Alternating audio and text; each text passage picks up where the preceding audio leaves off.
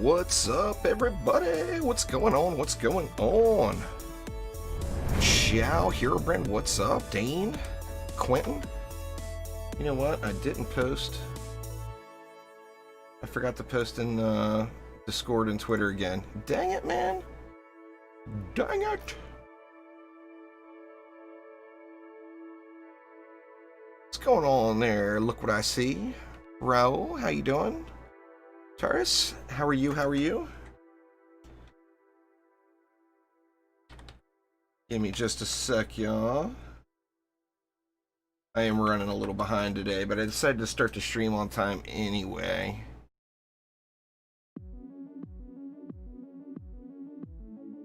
Even though I am running behind here.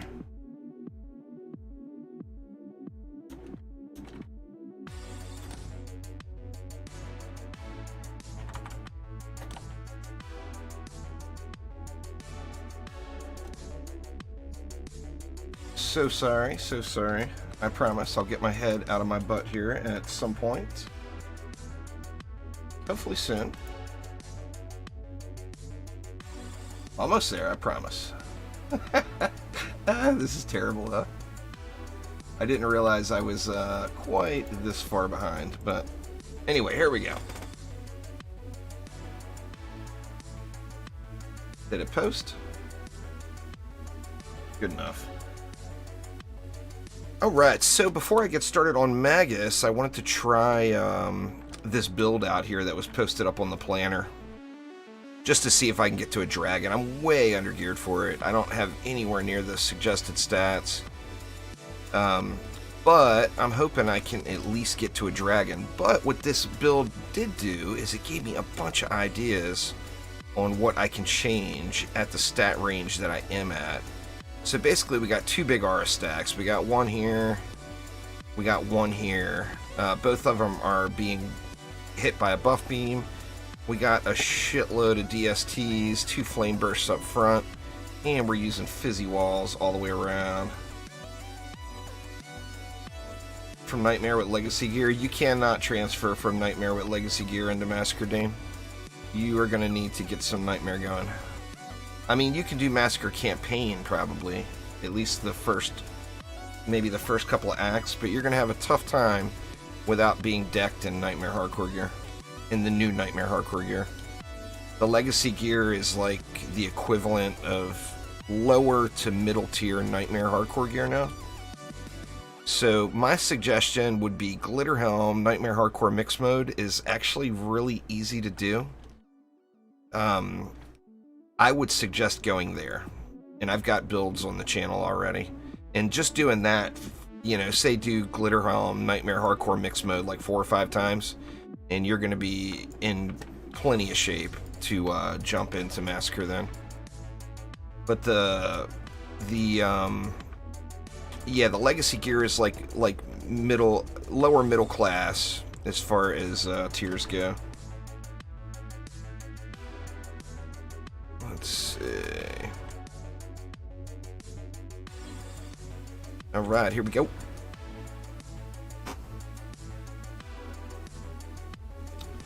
Oh, I plan on hopping over to Magus Quarters here in a minute. I'm hoping I can get to a pet. I'm getting destroyed every wave. I'm having to rebuild all kinds of stuff every wave. I'm just really hoping to get to the dragon, is what I'm doing here. But I didn't expect to make it this far, because I'm like I said, the build that was posted, I'm just nowhere near the stats required. And I can do Magus Quarters. It gets a little sketchy in wave 25, but I can do it with the stats I have. So I'll be hopping to Magus Quarters right after this, but I'm just really, really hopeful that I can get a Massacre Dragon, which I don't have a Massacre Dragon yet. Not that, you know, I'm going to want to do any pet builds anytime soon, sadly, but... I got my EV to level 90 last night. I just broke, you know, I was farming Magus Quarters, and I'm like, you know what? I just gotta have my EV to 90. I mean, that's just gonna get me over the hump. So I just grinded it out last night. I was at like 85, I want to say, when I ended stream yesterday. And I just said the hell with it and grinded it out. It's boring. You know, the grind is definitely boring. I watched a really, really bad show on Netflix about serial killers, of all things. And I did Glitterhelm Nightmare Hardcore Survival mix mode. I did Nightmare Hardcore mix mode from wave 20 to 25.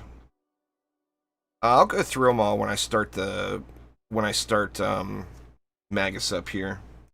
Cuba. I mean, I'm doing good. Don't get me wrong. It's not like I've got Lobby stats, but I'm just not at the stats required of this build. You know, like one of the main things this build, it says right on the build planner, you got to have 3,500 range on your auras. I've got I don't even have 3,000 range on my auras, actually. Shoot. What core is taking down? This core is about to pop, so I'm really worried about that one. That one's still pretty healthy. How's this one doing? That one's about to pop, too. I don't know if I'm going to be able to get one more wave out of this to get a dragon. I mean, I hope so. But it's going to be a little sketch. The problem is I just can't go down there and repair. I've got to stay here and boost these towers. You know, if the second I walk away and I'm not boosting the towers, the whole thing just caves in. Yeah, 3,500 range is pretty intense. It takes some grinding to get there. I'm not there yet. My problem is first off, I do it solo. So I shouldn't have that mentality, but in my mind, if you can't beat it solo, that's the hardest challenge to do.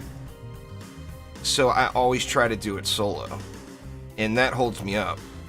You know, if I just jumped into group matches and sat there and, you know, turned it into a shooter and just sprayed everything down, then that's one thing. But I try to do the solo strategies, which, I mean, in most games, you know, I guess it's mixed. If you look at, like, DD2, it's easier to do it solo. But if you look at a lot of games out there, you beat it on a team first, and then you try it solo after your numbers are all way jacked up. Well, this is the first wave in, I want to say, 5 waves that I didn't at least lose a wall. So, I mean, I'm going to take that as there's hope that I can get a Massacre Dragon here. I'm going to have to let that Siren time out. I'm a Fire Monk. This is the new monk weapon, y'all. This is the one you want. This is from Massacre Summit Campaign, Ancient Dragon. And it's 7 projectiles. It is a huge, huge damage increase over what we all were using. It's game-changing damage increase. That big. Yeah, so you definitely want to get your Summit campaign on. And it's also great XP, so you're going to get really good XP too.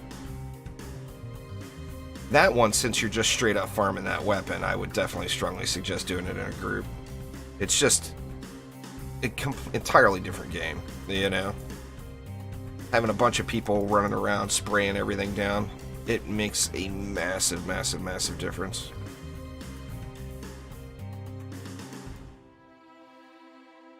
But, I mean, I was doing pretty good on my EV at 83. Magus Quarters is what made me want to get to 90, to be honest with you.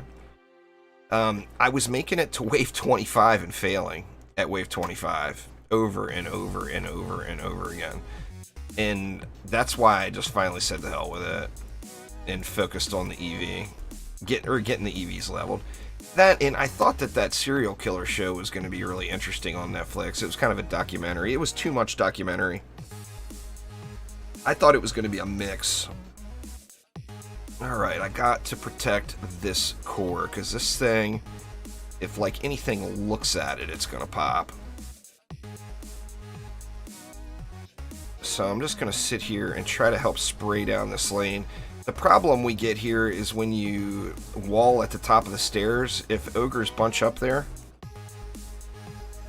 they're going to cleave the core from down below on the stairs. And that, I mean, I've always bitched about the ogre cleave range. It's pretty extreme. You know, Umbrella Academy is something I really want to watch. It's one of those shows that my wife is telling me she wants me to wait and watch it with her, and then she never wants to watch it on her days off. So I may end up. I haven't watched the new season of that yet. I may just end up going through and watching it. And my wife will get mad at me, but I mean, is she really going to be mad? You know, it's not that big of a deal, right?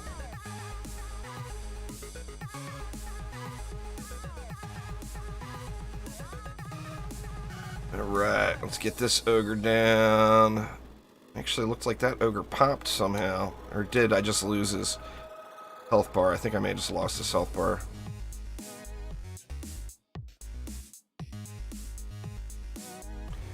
I second screen a lot of stuff. Oh, you're saying you have to watch that? You'll miss too much if you second screen it? That's fair. I tell you the one show that I was really excited about, and I ended up being a little bit bummed about it, was that Cursed on Netflix. I thought that was going to be really good. I mean, like an origin story of the Lady in the Lake sort of thing. I think that's pretty... I think it had potential to be... Oh, shit. Shoot, man. It's not that one. Oh, no!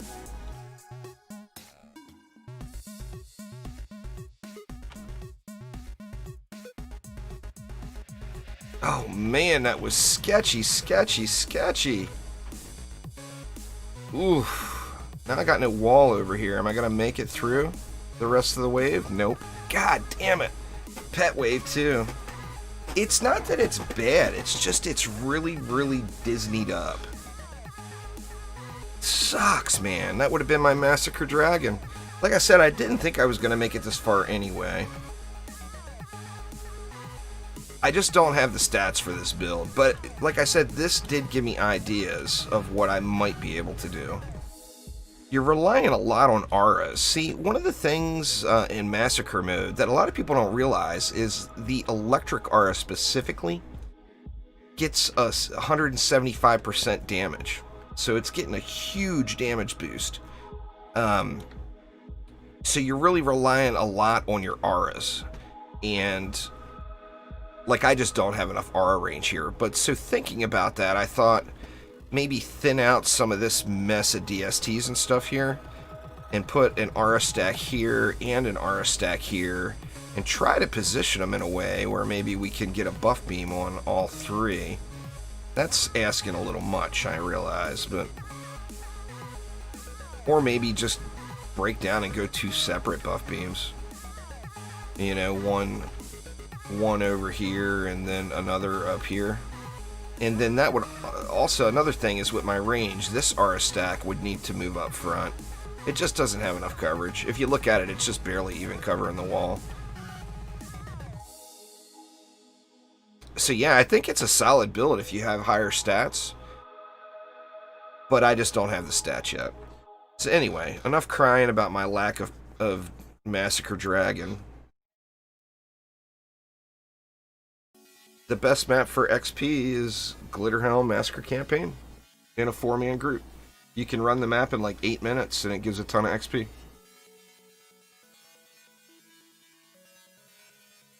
I mean, considering you're going to want to farm this weapon anyway, with the 7 projectiles, and the Apprentice has a version as well. I mean, you might as well get your farming on, because the Summit is really good XP too.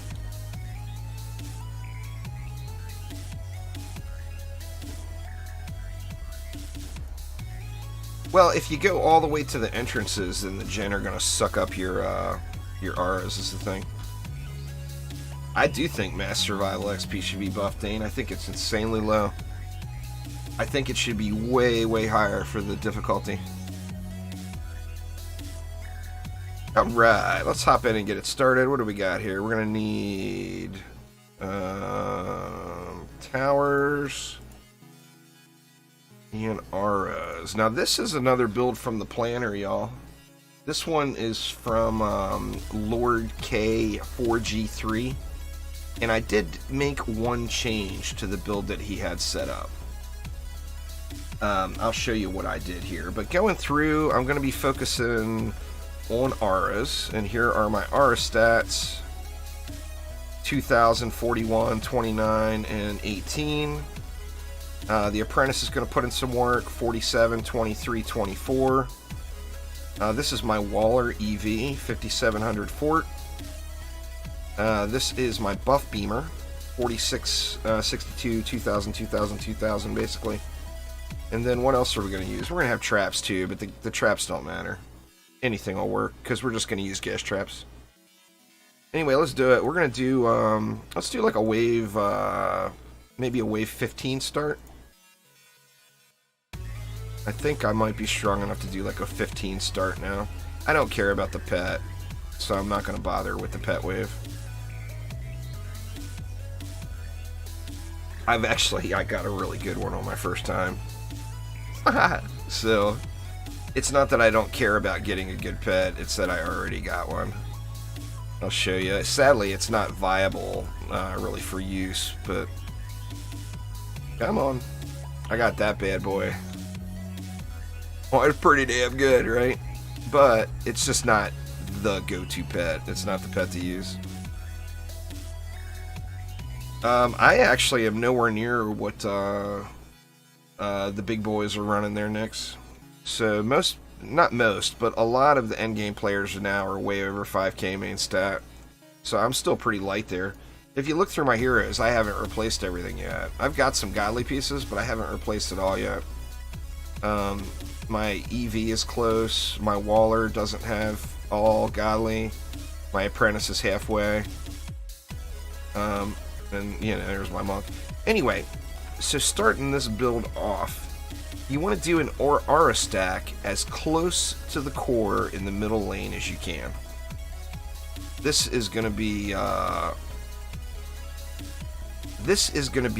of the kicker. Now here's the deal.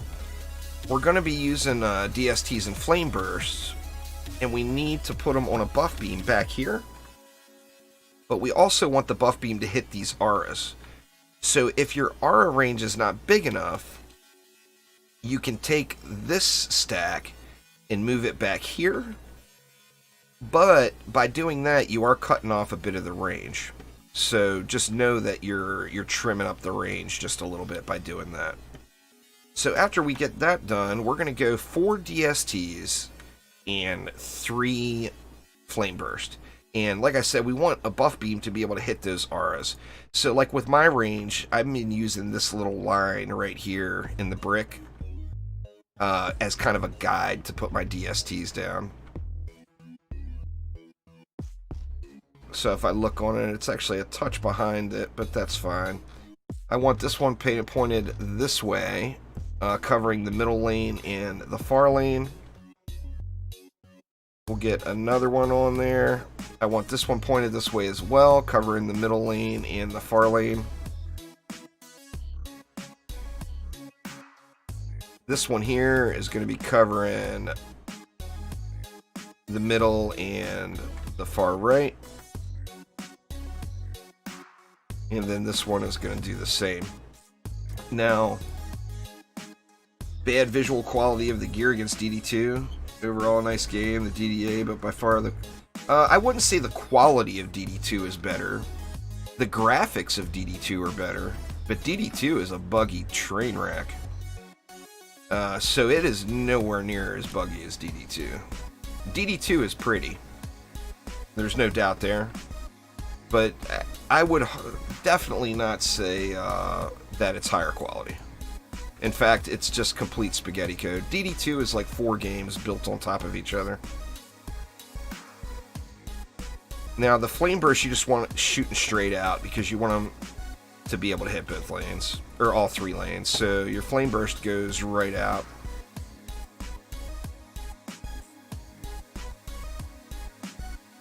Now, how EV walls work is the more DU you spend on the wall, the more health it has, right?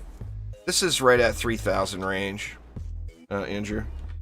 So the more DU you spend on the walls, the more health you have. Now, the person that posted this one was using 2 DU walls EV walls here, and then an apprentice wall for a third DU here. So instead of doing that, this is really the only change I'm making to his build.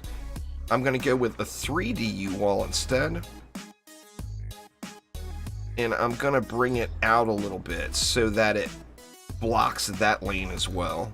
And what that does is it gives me a wall that's much, much healthier. Oop, wrong EV. I'm glad I noticed that. I'm like, that's not as strong as it should be. So, let's see. We'll bring that all the way out, and it makes it way healthier because I've got the extra DU in it. Now, here on this lane, this will be our weak lane. So, this lane is just going to be a 2 DU buff beam. Right there. And then over here, we're going to do the exact same thing as we did on the other side.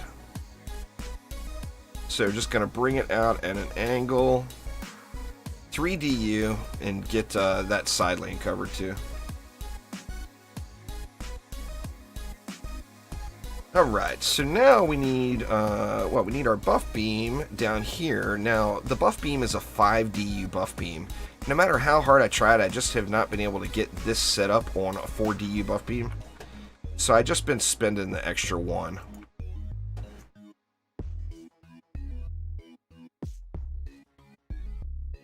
Take it all the way out as long as you can get it, just to make it easier to hit everything. Make sure every tower has the animation on it. And it looks like they all do, so that buff beam's covering everything. Alright, so now we're going to need what? We need some gas traps. Now, your traps don't matter, since we're not using any damaging traps. Any gas trap will do. You know, range and rate would be the main things you're concerned about, but they're just not a huge deal. Just throw down gas traps. Alright, now we got 8 DU left, and we need to protect all of this versus the range mobs, right? The Squire wall is healthier. The EV wall has more utility. So really nothing wrong with using each one there, Lord. My first clear on this, I did use Squire walls. Yeah, EV's free. This is not a free-to-play game packed full of microtransactions like DD2 was. Everything, you know, until they release a major content DLC, everything in the game will be free. Okay, now we want to go right on top of our auras with a reflect beam. We're going to do a 2 DU reflect beam, and we're going to put it up top here as far as we can get it. We're going to do another 2 DU reflect beam. Same thing over on this side. And then now we need to protect our stuff here. So let's see. Now it's important here that you make sure to not to get everything inside. As if one of your towers is peeking out a little bit, it's going to get hit. It's going to get damaged. So make sure that everything is inside.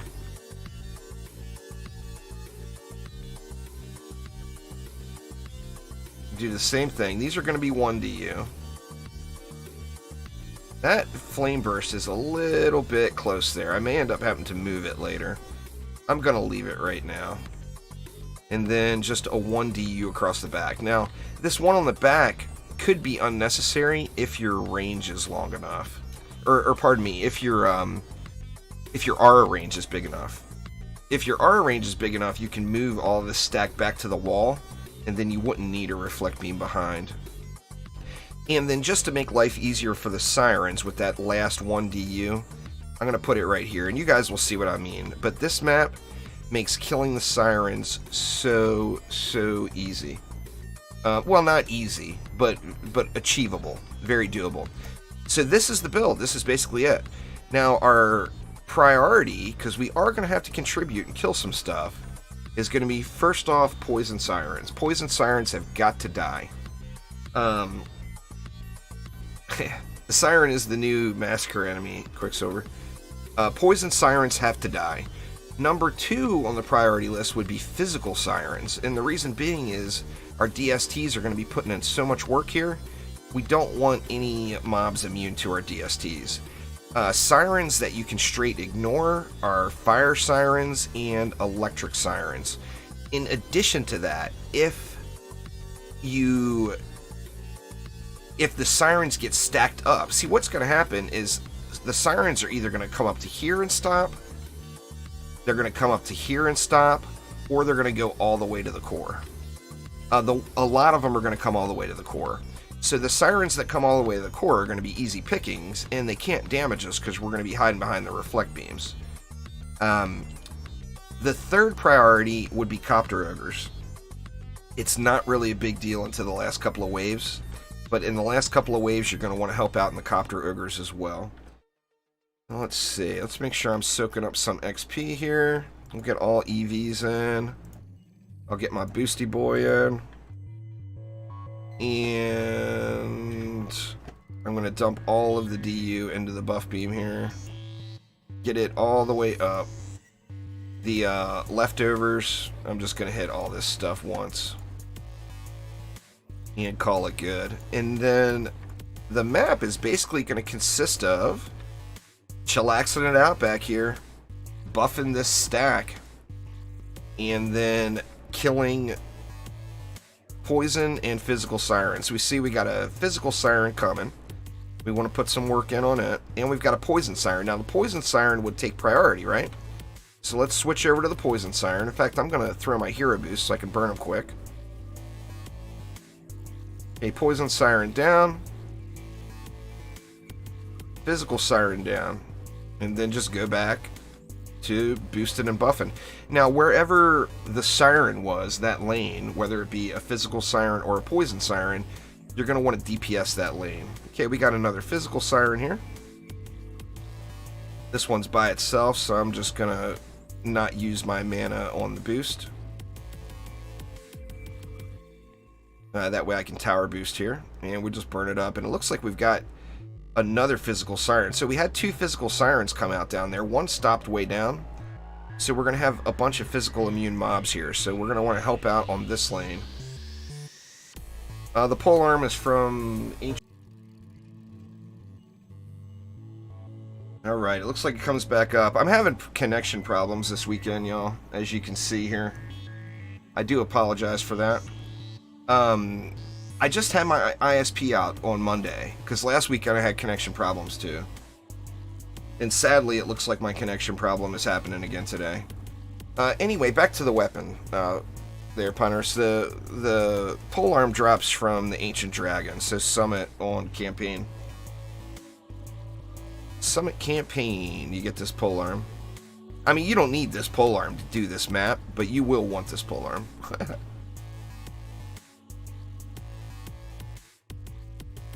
Nah, I actually been stalking Elon a little bit on Twitter. Sacred Cow. I send him PMs on Twitter like once a week. He's never responded. Go, Elon.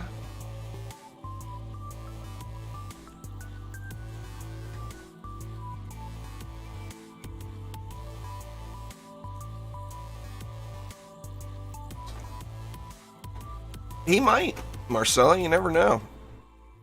I'm anxious to try out the Starlink. My wife is she's a country girl, you know. She doesn't like living in the city. So like even when we move, she wants to live out in the middle of nowhere. I don't really have any money to be buying any stock, Sacred Cow.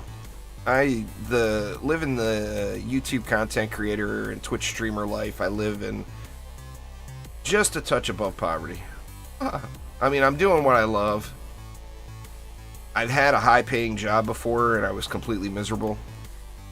Now I've got a low-paying job, but I'm happy. And at some point in your life, you gotta prioritize your happiness, you know?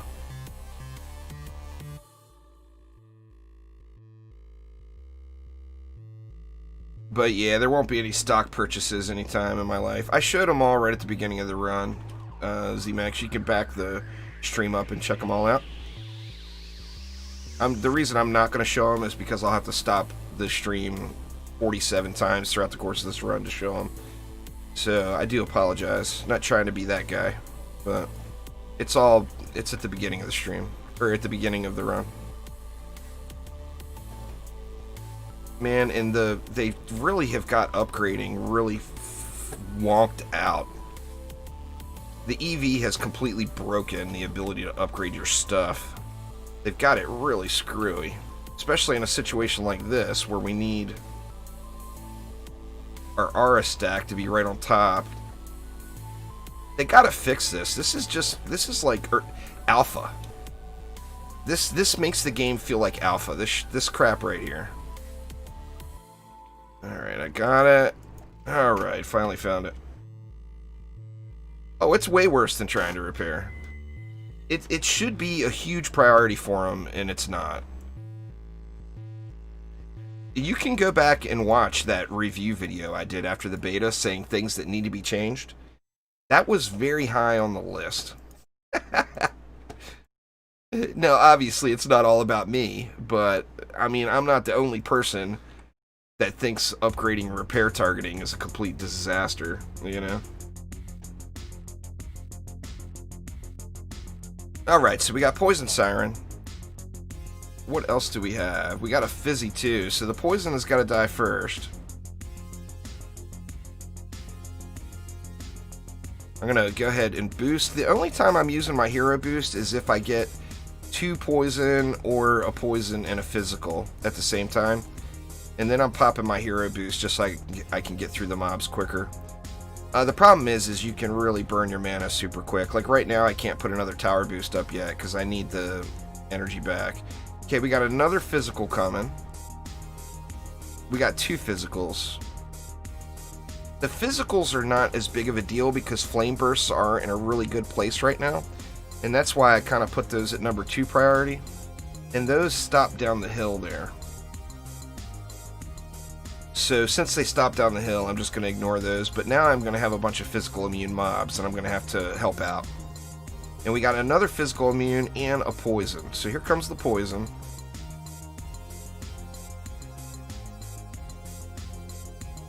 I'm just going to burn this one and not worry about the buff. I don't have enough mana sitting. So, okay, Poison Siren down. We'll get the physical down now. And then it should be... we should be able to make it through. So far so good, Knight. I made it to wave 14 in the summit, but I didn't clear it, so I didn't get a dragon, a Massacre Dragon. I'm definitely going to get one today, though. Nah, I haven't bothered because they did a dirty to DPS pets, so I haven't even bothered going after that new one. DPS pets are... There's one way to play with a DPS pet now, and that's if you want to play Squire and you lose your block because you're going to want to use your buff to make the pet do any damage. Yeah, I always beat all the maps solo before I ever play in a group. Group play is fluked, and you don't get a true challenge or experience, in my opinion. It's just so much harder to solo, particularly when you have lower stats for the content you're doing. So I was really stubborn on campaign. I went through the entire campaign. One of the bonus maps I did in a group the first time, but I went through the entirety of campaign solo on Massacre. It was really, really painful, but eventually I got it.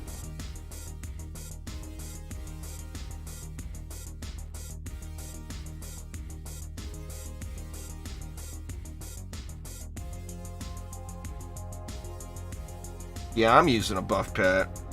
But yeah, the challenges, just because they did pets so dirty, the DPS pets, I just haven't bothered.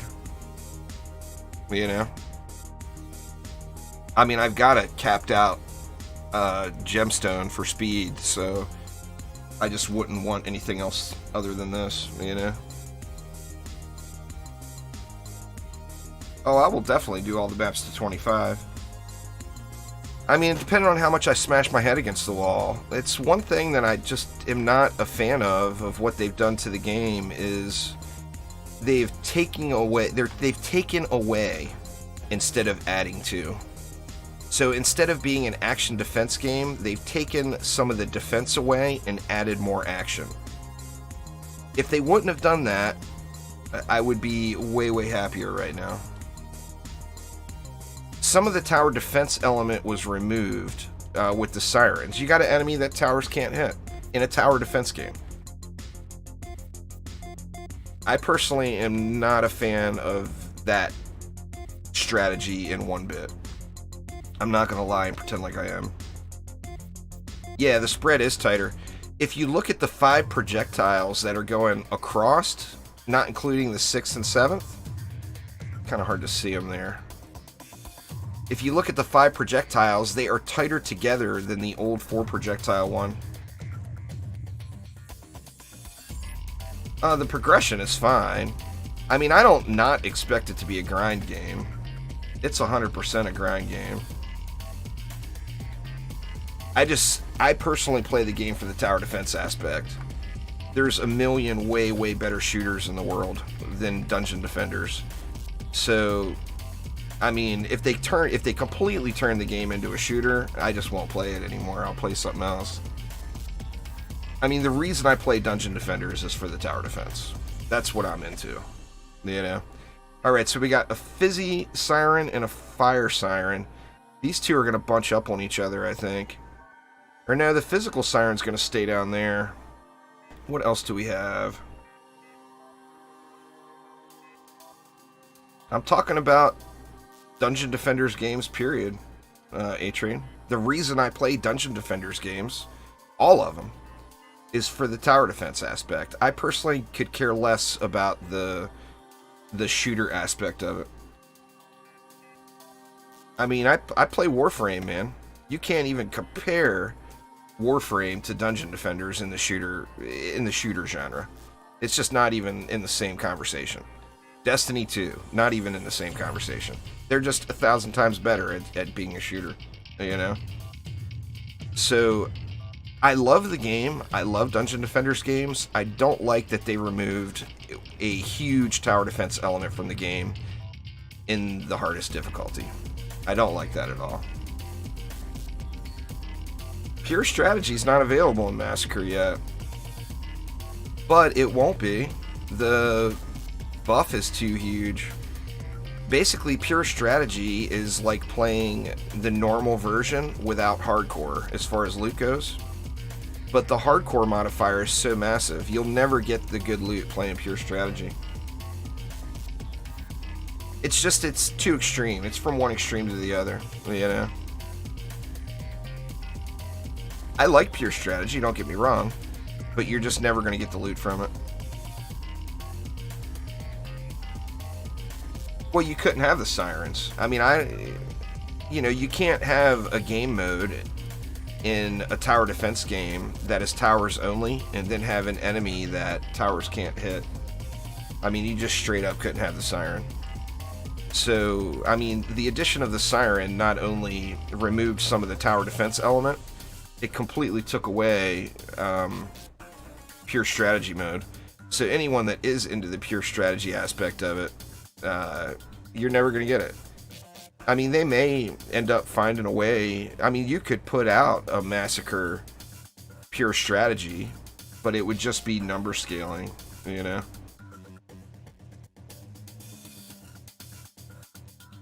Well, see, that's the thing, A-Frame, is they already learned this lesson in DD2. That's the thing that really boggles me. When the Trials update for DD2 hit, the player base revolted. People didn't want hard counters in the game. And what did they do? You know, they lost a massive chunk of players in DD2 at that point. And they just did the same thing to DDA. You know? And now it's different. But a hard counter is a hard counter. You got an enemy in a tower defense game that towers can't hit. I mean, there's just nothing else to it. Anyway, I don't want to sit here and beat them up all day. You guys know my opinion. It's still a fun loot collecting game. I enjoy seeing the numbers go up. I enjoy the growth in the RPG elements. But I just wish they wouldn't have taken tower defense out of the game, you know? Anyway. So how's Sunday, everybody? Well, I mean, it's not up to me. If it was up to me, towers would hit sirens. That's the other thing in Massacre 2 is it's so chaotic. It's not like something you can build and plan for, you know? Because the sirens change and they're random. I mean, I might get a physical siren, a poison siren, and a fire siren on this lane all in one wave. So it removes all the strategy element. You can't plan for that. The plan is use all the stuff. So the answer to Massacre is spam every element on every lane. And that's not strategy, in my opinion. Sunday was yesterday, it's Monday over there, that's fair.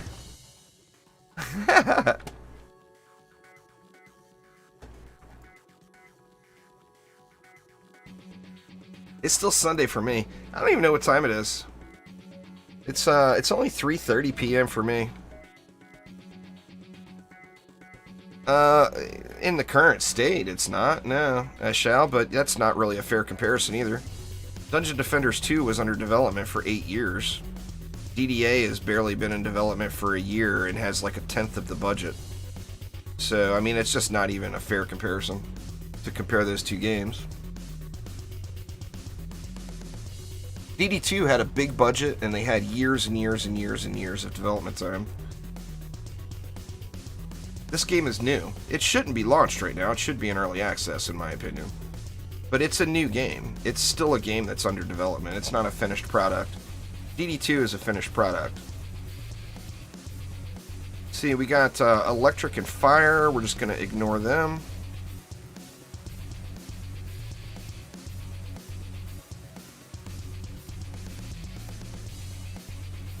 And looks like GG. We're only on wave 18 there. Orcs Must Die 3 is awesome. They did a great job on it. Orcs Must Die 3 is a complete game at launch, period. There's one big problem with Orcs Must Die 3, and that is Stadia. And I know there's mixed emotions on Stadia, but for like me personally, I'm not the ideal Stadia customer. So for me, I would rather have the game on my computer, right? I'd rather have it on Steam or on PlayStation or on Xbox. Now, it will come to other platforms, but we have to wait. But the other thing with Orcs Must Die is Orcs Must Die will never offer the amount of playtime that Dungeon Defenders does. It just never will. And it's because of one simple thing, and that's there's no loot. So there's nothing to collect. You know, it's a great game. Don't get me wrong by any means whatsoever. But if you put 1,000 hours into Orcs Must Die, any of the Orcs Must Die games, you have completed the game. You know?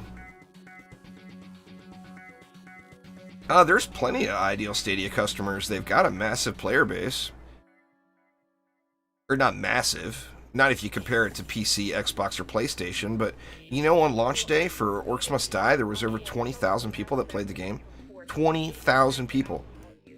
There hasn't been that many people that played a single Dungeon Defenders game on launch day. Like DD2 had 18,000 was its highest mark. On Stadia of all places. So there's definitely ideal Stadia customers. Those are people with potato PCs that have a really strong internet connection. That's the ideal Stadia customer. So if you got a POS computer, but a really good internet connection, Stadia is great for you. That doesn't describe me, though, is the thing. I've got a decent PC, plus I've got an Xbox and a PlayStation. You know. Nah, it's definitely not radioactive. I mean, it's not it's a brand new platform. It's not comparable to PC, Xbox, or PlayStation. But like neither is Switch right now. It's too new, you know.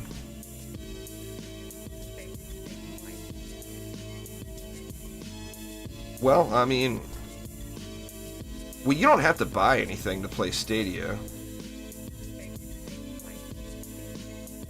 You just play Stadia on your PC. There's no purchase required other than the games. You don't have to buy any equipment. That time has passed. That was like a beta thing, or early access beta thing. Don't get me wrong, I'm by no means saying I encourage you all to play Stadia. I personally don't like it. So, just so it's all out in the open. But, yeah, not having the loot, though, in Orcs Must Die 3, you'll never get the hours out of it.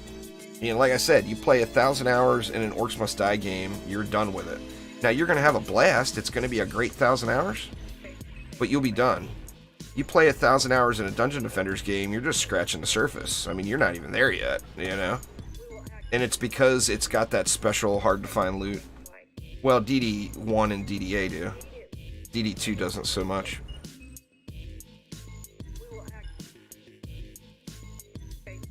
What do we got? We got fire and electric. We can ignore those. Let's just focus on the copters. They're down. Ogres.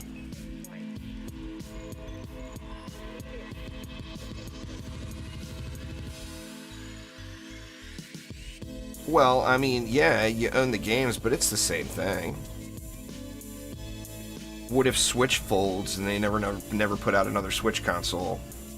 You're screwed. You know? So, I mean, it's a similar thing. Switch caters to a different, I mean, the thing Switch has is they got big name titles. Zelda, Mario. You know, Nintendo is gonna milk that thing until the end of time. You know they will.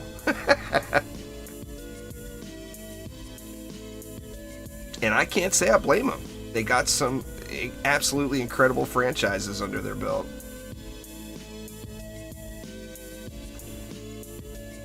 Now, I will definitely, I'll play more Orcs Must Die 3 on Stadia, don't get me wrong, but when Orcs Must Die 3 comes to PC, they've already confirmed it's going to be on Steam.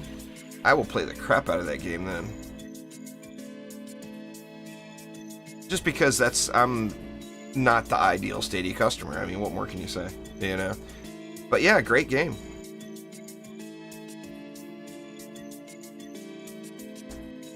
But the whole reason it's on Stadia, too, they got that Google money. That Google money. So that Google money goes a long way. It's super fun, though. It really is. They did a hell of a job with it. The thing that made Orcs Must Die 3 a good sequel is they had the same problem, right? They had the same problem as DD2. DD2 was not a financially successful game. Orcs Must Die Unchained was not a financially successful game. So they wanted to go back to their roots, but add to it. The exact same thing as DDA. The difference is they went back and they created that Orcs Must Die and Orcs Must Die 2 feel to the game, and they added to it with the big war scenarios. So they didn't take away, they only added. And that just makes it a great sequel.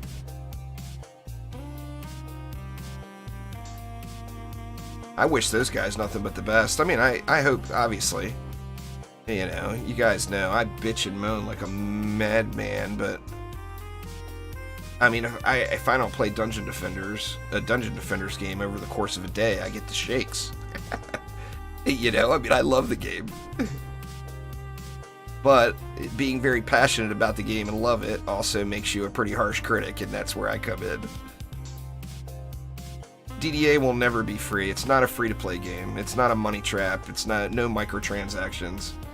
It's you buy the game, you own the game. It's a normal game. You know? I am very happy for that. I love DD2. I mean, obviously, I played it 10,000 hours. But I cannot stand microtransactions in games. It drives me absolutely nuts. I don't want to have to struggle with inventory unless I pay money. You know? Oh, there will without a doubt be paid DLC down the line.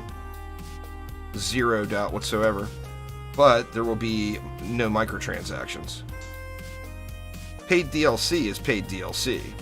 It's not... You can't play this hero unless you either A, grind for 3 weeks, or B, give us $10. That won't be a thing. it will be a game update. It'll be an expansion. It'll be a World of Warcraft update or a World of Warcraft expansion. It'll be more like that. It won't be, you know, we're going to add one hero and one costume and charge you $10. That's not what it'll be. It is. It's super fun. I mean, I've already gotten my money's worth. How many hours am I at now? I'm at 1,127 hours played right now in DDA. So, I mean, I've pretty clearly gotten my money's worth out of the game, right? Already. And it's not even here yet. The whole game, in my mind, the whole game's not even here yet. Alright, where are we at anyway? We're on wave. Gonna have to start paying a little bit more attention here. Nah, it's not on console yet. See, we got electric. Looks like just electric and fire for the moment, so no big worries on those. How we doing on copters? The copters are dead. I think we're doing alright. Oh, there's another.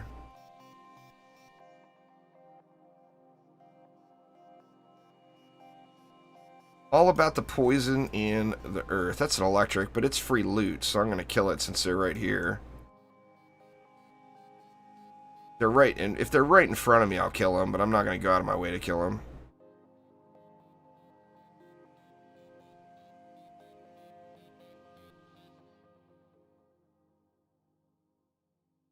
Right. What else we got? I'm going to turn the numbers off too so it doesn't spam the screen so much. I'll do it at the break though. I don't want to choke here. Oh, these are squishy ones too. Okay, there's a poison siren and we got a fizzy siren. I should not have used my boost on those other guys. Now I got no mana. Got to get the poison down. It's the top priority.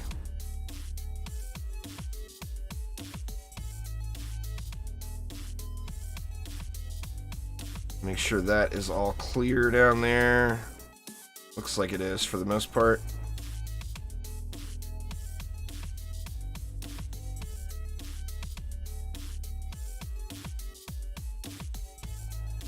Hey, you're confused as to what happened?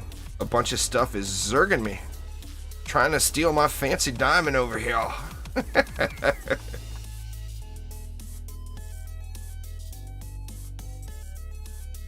I can't run out there and show you guys what's going on or I'll lose.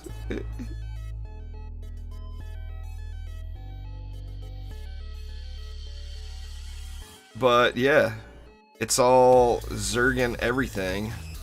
And it hits a hard roadblock when it gets to those gas traps. And the flame burst and the DSTs are doing the bulk of the work here. I mean, you can look at the numbers and see. The white numbers are me and the DSTs. The orange numbers are my flame bursts or me because I'm using the fire element.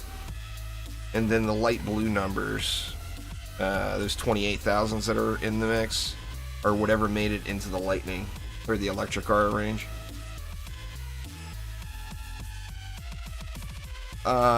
You'd have to ask me that in a couple of years. I mean, the game's not done yet.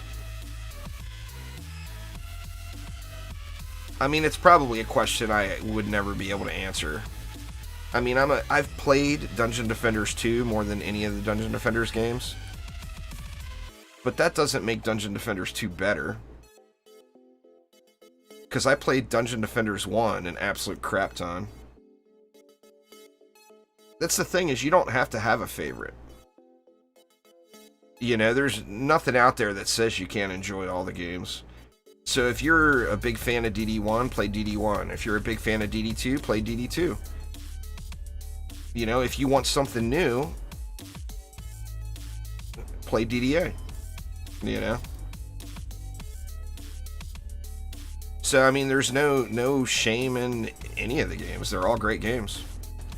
You know, the most important thing is realizing it's a game and you should be having fun and enjoying yourself. Whatever you're playing, if you're not having fun and enjoying yourself, then it's not the right game. You know? DD1 is a blast, and they got that big total conversion mod out right now. It gets a ton of work on it.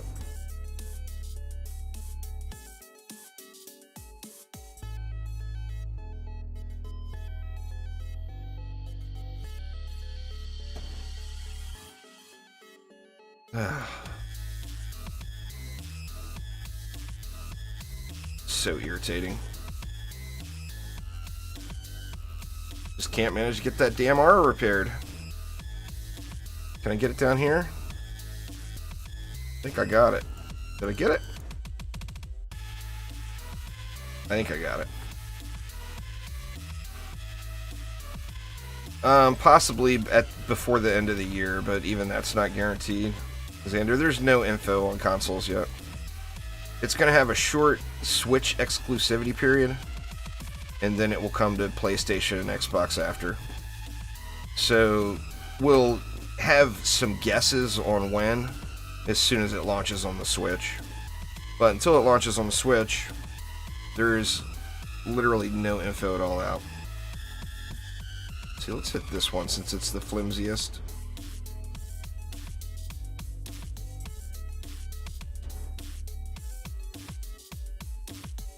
Alright, here goes.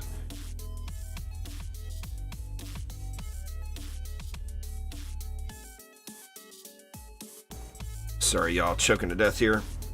The allergies are pretty intense for me still today. The buff beam feels pretty good. It's not as strong as it was in DD1, but it's strong. It's powerful. It's well worth using. You know, it's worth the DU. It's not like DD1. It's the chromatic gemstone. It's a buff pet. It buffs, this one buffs the attack rate of defenses. Alright, we got a fizzy siren. Let's get that one down. I'm not going to spend any money on, or any mana on this one, since the other siren is fire, which I can ignore. But this physical siren definitely needs to die. See, the copters are getting a little uppity. I need to switch over and help there. Another fire siren and an electric. We can ignore both of those. Nah, there's no... DD2 is done. If there's any possibility of DD2 getting another update, it won't be for like a year plus. But DD2 is a finished game. It's a final product. You know, there is the remote possibility that there's an update years later after Dungeon Defenders Awakened is completed. But Dungeon Defenders Awakened is still going to be getting developed for at least a year, maybe longer. Well, remember, the Christmas tree is not an update. The Christmas tree is flipping a switch. It doesn't require a game update to get rid of the Christmas tree. The Christmas tree is a gift. It's like compensation for them calling it over, you know? I mean, they never did. They never said the words. And they never will, because it's still, even though it doesn't make much money, it still does generate money. And it costs like about nothing to keep the servers turned on. So, I mean, DD2 is never going to go anywhere. So if you like DD2, you can easily put 1,000+ hours into DD2. Easily. You know, so play it. Play the shit out of it, you know? It's not going anywhere.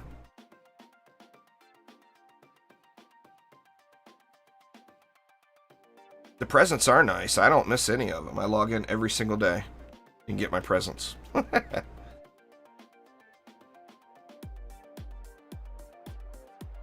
Yeah, my weapon is fire. On the monk, you don't want to use physical damage. You want to upgrade your element because your hero boost affects it.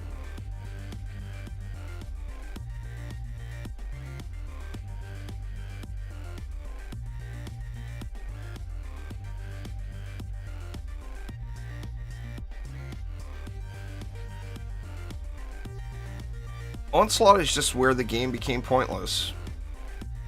I mean, for people who were motivated by leaderboards and wanting to see their name up there, by all means.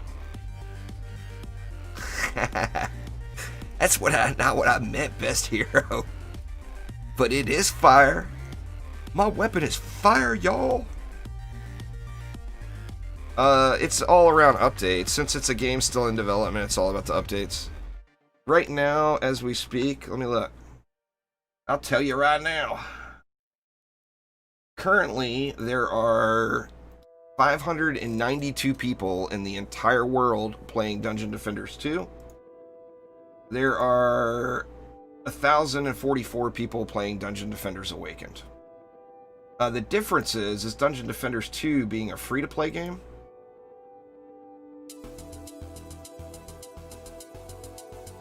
It's nowhere near comparable in numbers. You know, people look at that and say, oh, well, DD2 must still be making a bunch of money, but then you don't realize that 2% of players in free-to-play games actually spend money on the game. So if DD2 had 1,000 players, or if DDA had 1,000 players, DD2 would need what? 50,000 players. 50,000 for it to be comparable as far as the money goes. Yeah, there's no loot progression in Onslaught. There's no special loot in DD2 at all. That's where they really went wrong with the franchise. And it wasn't like that at the beginning. Like, there's many players in Dungeon Defenders that will tell you the best part of the game was the Nightmare system. And there was special loot then, and it made it feel more like a Dungeon Defenders game. It made it feel more like DD1. Oh my god. This is just insanity trying to upgrade this shit.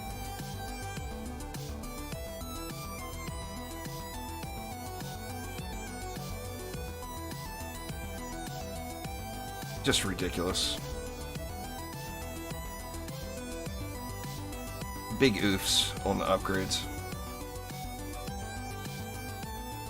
Yeah, but Nightmare, when it was in Nightmare mode, there was special loot in the game. There was super rare, like one of the hot items was the Frosty Power Staff from Lightroof Forest. The maximum it could roll was 50%. So you wanted a 50% one, you know? And it may, I mean, you might get it on your first run, or it might take you 200 runs. And that was the draw. You know, it was that one more map. It might be there. Just one more map, you know? And that's something that Dungeon Defenders 2 is completely missing now, which is unfortunate. Still a fun game, but it's missing that element. Okay, we got physical and poison coming both at the same time, so I'm going to need to deal with these guys. Is poison going to make it up here? It is. They're both together, so I am going to pop my hero boost and burn these guys out. Oh, we got 2 poison sirens. Holy shitballs. Or no, that was an ogre. Okay, poison and earth dead. Let's get caught up on these copters real quick. Looks like I'm caught up. Not yet. The copters will ruin your day if they make it in. Now, with this setup, there's so much stuff hitting the copters.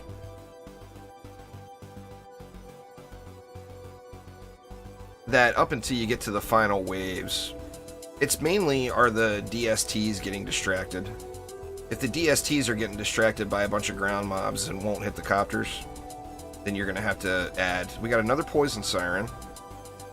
And fire. I'm not going to buff this time. I'm just going to burn it slowly.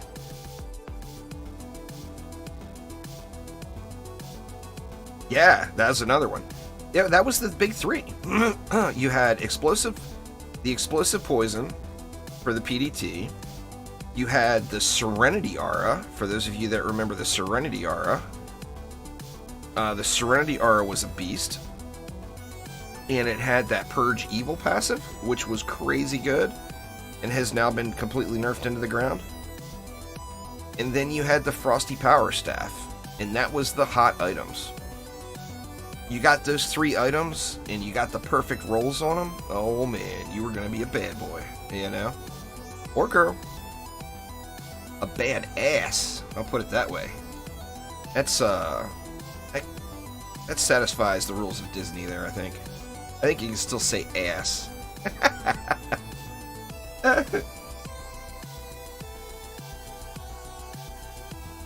Sorry, y'all. I'm not, every time I flash up the range and it covers the screen in green, It's me choking to death because I got massive allergy problems and I'm hitting my push to mute.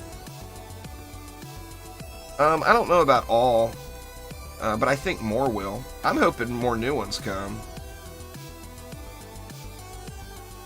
I still have fun playing DD2. My problem with DD2 is I don't have anything to do. I mean, it's a fun game. I enjoy playing it, but I put 10,000 hours into the game. There's just nothing else to do. I like the loot, you know? I like collecting the loot. I've collected everything to collect in DD2. There's literally nothing else. There's a couple of rare pets, but I mean, I'm just not that much. I collect the loot more than the pets. I've got a lot of pets, but...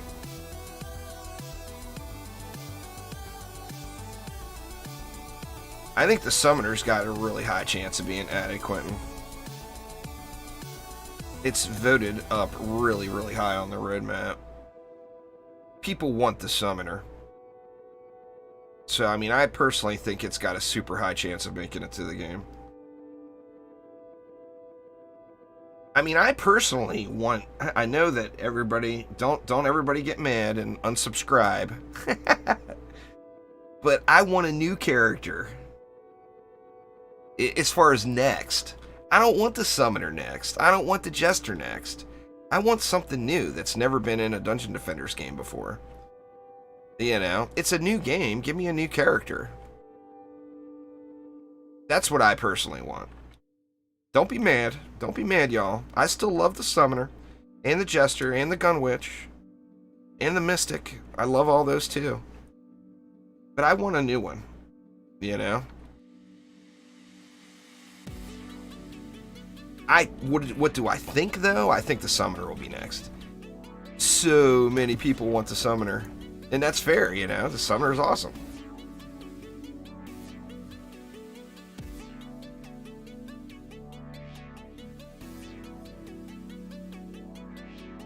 That electric aura is just going to be my bane this whole match. Alright, I think I'm to the point where I can just spam some into reflect walls. Looks like I've got them upgraded all the way already, huh?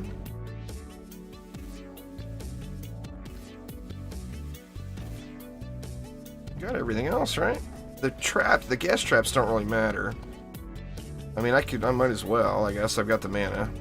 But they, you know, they serve their purpose without any ups or anything. The soft caps are really, really low. The soft cap for tower boost is like 800 or something. And for hero boost, it's like 1700-ish. Plus or minus 100 is where the soft caps are.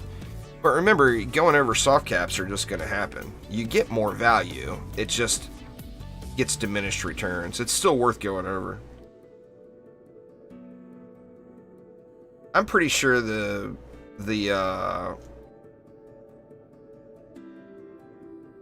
Summoner will not have minion units. I just really can't see them putting minion units in. Alright, wave 23, y'all. This is, apologize if I miss any chat here, but this is where the challenge will start. Okay, we got physical Siren. What else? Just a fizzy Siren right now. We should have another Siren coming. Okay, the other Siren's electric. Just gonna burn this fizzy Siren down and not worry about the electric. Copter Ogre gonna make it? No, he got wrecked.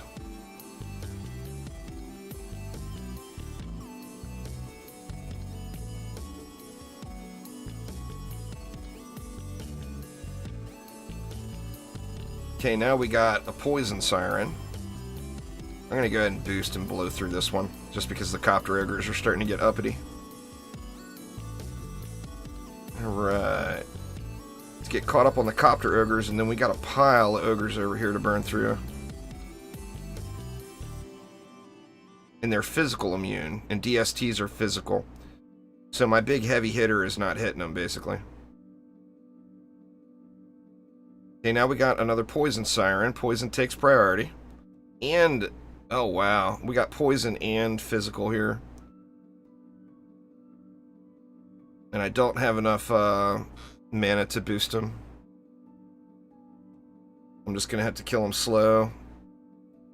The good news is while they're parked up here by the core, they're not spreading their elemental resistance to other enemies.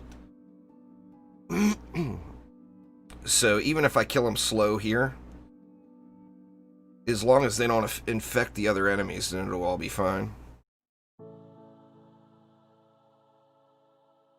Alright, looks like they're about to drop. Here we go. That's the big challenge. I mean, like most of the maps, it's about the first half of the map, or the first half of the wave. If you can survive through the first half of the wave, your chances of surviving that wave go way, way up. So you'd be fine with minion units if there were more heroes to make use of them. That is true. That's a good point. Minion units would be cool if there was options. That is a very good point.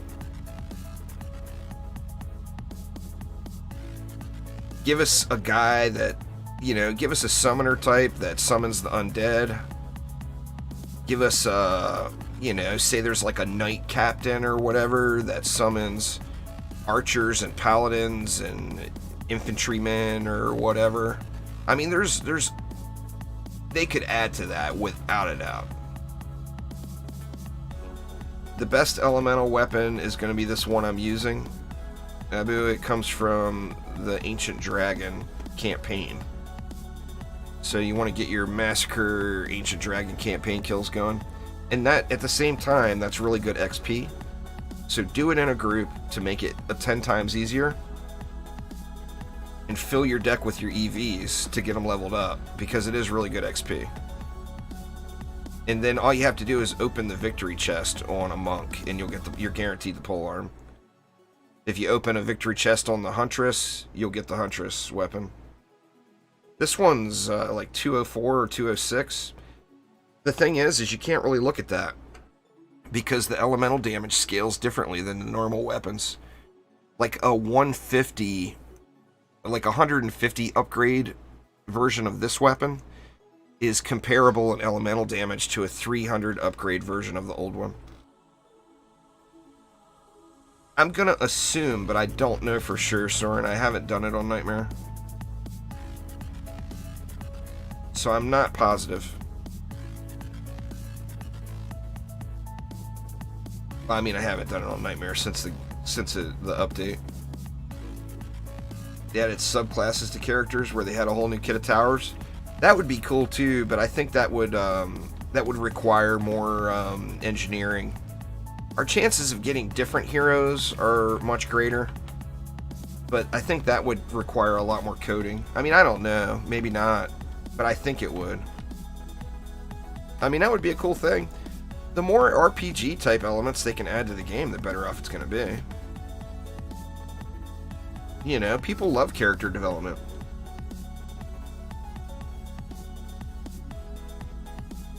So let's just go ahead and get these jacked up too. Where are we at? We're wave 24 now.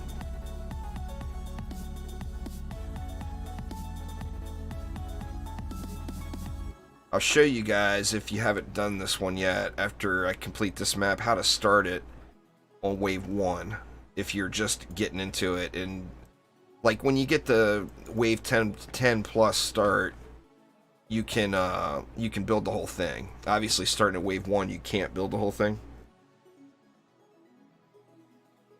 What's going on there, Gordo? Okay, we got physical and fire.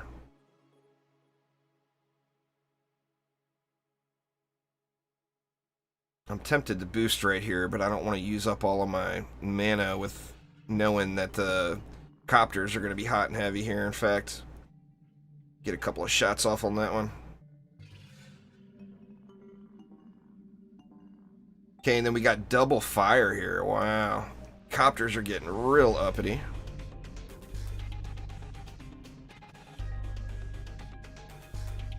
Okay, the physical is almost dead finally.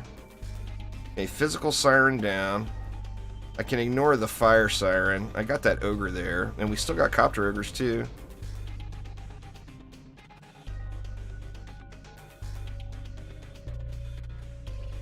Alright, the Fizzy Ogre dead.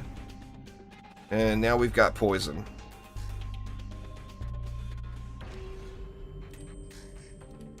I think I'm going to boost this one. Let's burn it faster. Okay, Poison down.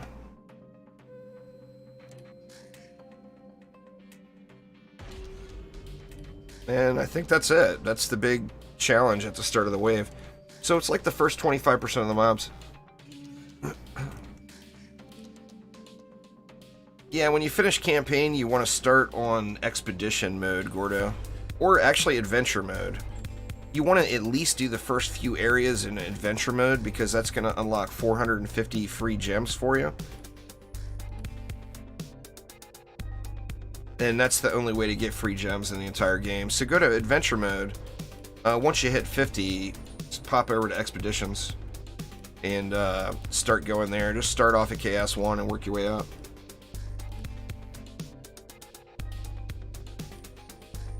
If you go to being a new player to the game, if you go to my channel, don't search for a specific video because I've made literally 2,000 plus DD2 videos over the years. So you're going to get a lot of stuff that's old. But if you go to my channel and you scroll down, everything there in those playlists that's featured there on the channel is all still relevant info. But if you run into any problems, there's a curated guides for 2020 list. It's got a shitload of videos, so I don't expect you to watch them all, but if there's a specific area like mods or tinkering or shards or whatever, that video will probably help you out quite a bit.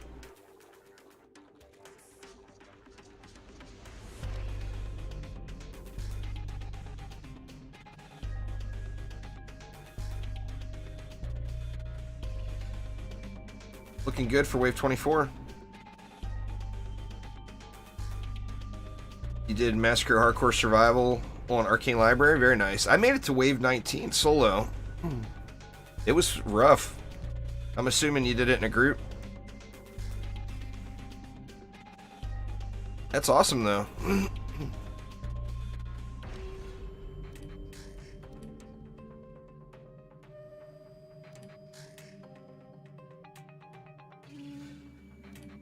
Giraffe was bad. You can get a godly giraffe from Ancient Mines. I've seen them. I don't have one. Of course, they ain't gonna drop for me. But they drop for other people. But it's just RNG on the giraffes. Of course, the higher you go, the greater chance of getting a better one.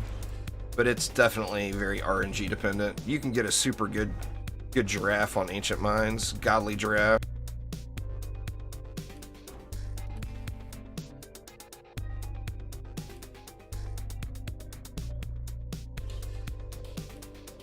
Yeah, I don't like playing in 4-player groups right out of the gates like that. It just trivializes the content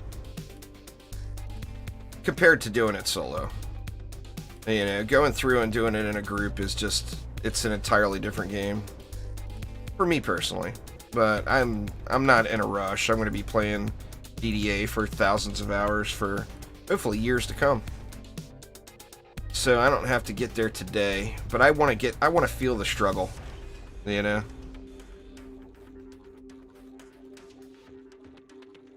The struggle is real. I want to feel it.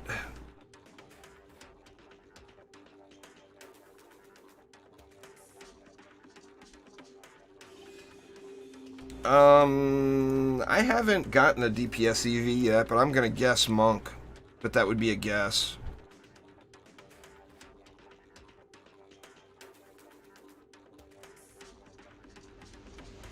Let's keep her.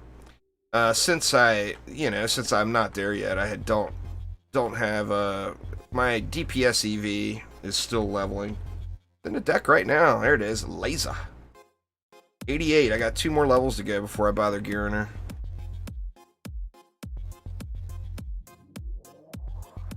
Well, once again, I gotta get a DPS EV before I bother with one. The strength of the EV is not in her DPS, though. The strength of the EV is in her build potential. But I'll definitely have a DPS EV video as soon as I get there.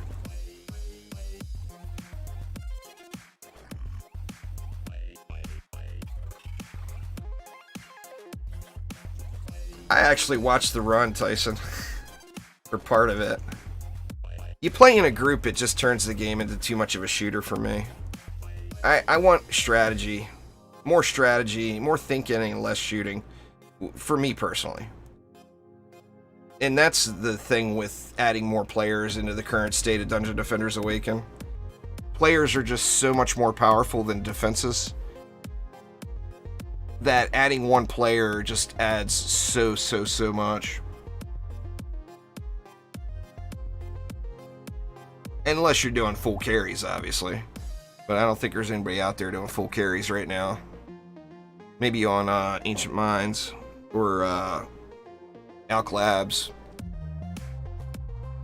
But you got a team of people contributing. It's an entirely different game.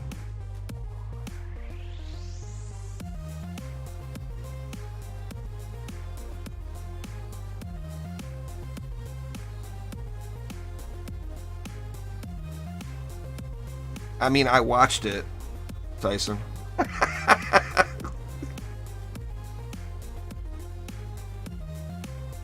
Unless you're just ignoring Sirens, how are you not DPSing? Or did you just ignore Sirens the whole time? I think the build I was using will get there, but I just need more power. You know? Like I said, I made it to 19. That was further than I thought. And I got a bum Ramster.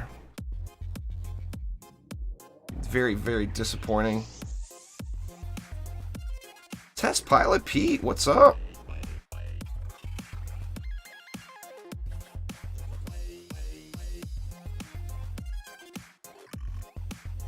Yeah, I saw people running around the map shooting with gas traps, mainly CCN, with that one little stack of Flame Burst and DSTs. And people running around killing all the stuff that was in gas traps is what I saw. But I was only there for like 2 minutes too. But yeah, I mean, Summit has been soloed already. That's impressive. I took the dude's Summit build and tried it and made it to wave 14, but I just don't have the stats that he had. I mean, Glitterhelm's been soloed already if you include the Cheddar.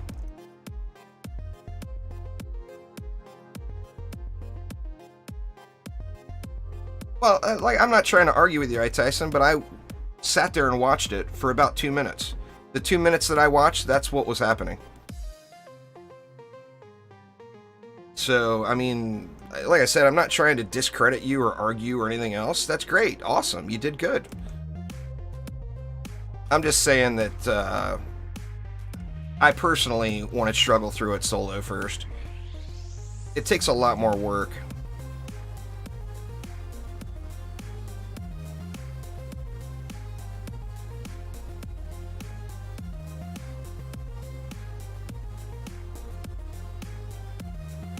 That is kick-ass, though. Did you at least get a good Ramster?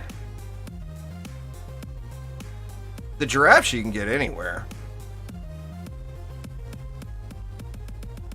The dude that did Summit got a Ramster and it rolled super low. There are no hard caps that we're at yet, Viv. The soft caps are like 800-ish on the tower boost and 1700-ish on the hero boost.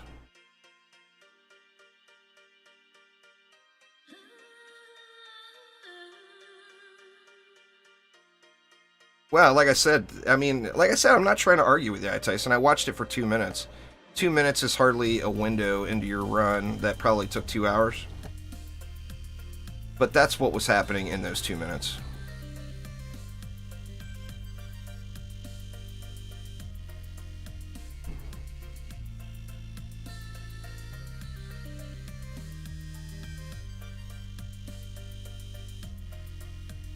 Can't wait to get the aim. What platform are you playing on? If you've got a PC that's capable of running it, there's a big giveaway going right now on my channel. It's the video I posted yesterday. If you go to my channel, it'll be all the way at the top. Giving away what, 4 copies of the game and 4 juicy fruit pets? K-Man! What's going on there, K-Man? How you doing?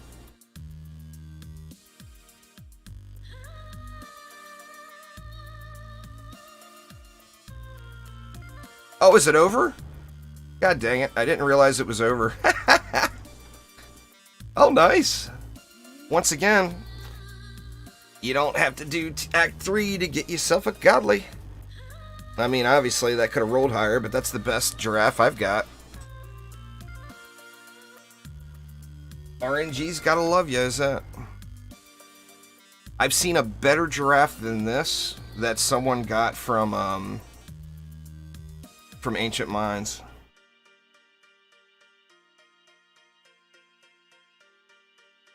That's just gonna have to go on my monk. Get my R's a little juicier. I had a good call there. I didn't even realize it was past, it was wave 25.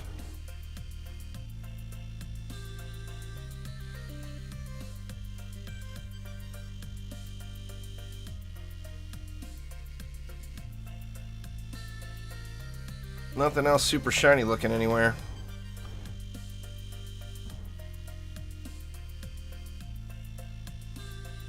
Shouldn't be long. Shouldn't be long. Screw it. I'm looking forward to playing it too. I don't know. We'll see there, Sacred Cow. Take a peek and see what the ups are. Let's see. Let's give that to my Boosty Boy. Or my Aramonk. Or do I want to give that to the Apprentice? Man, mixed emotions here. I feel like I want to give it to my Monk.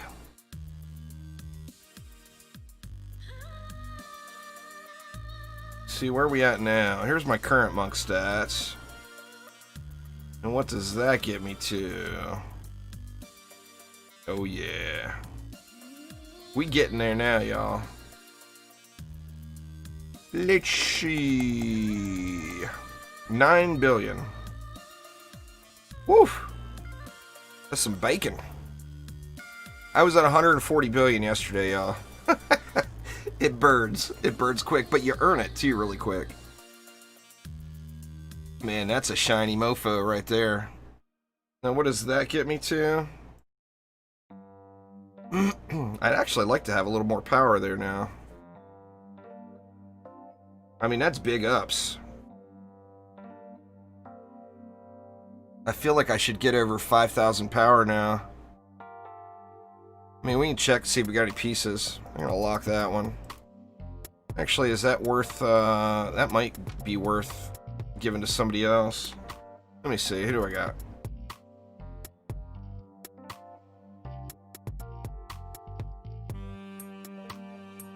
Oh, that's better than the one on my Apprentice now. A little bit more range, a little bit more rate, and 100 more power. We'll take that. Now, what is this one? That puts that one over to my EV, right? Oh yeah, big ups on the EV too.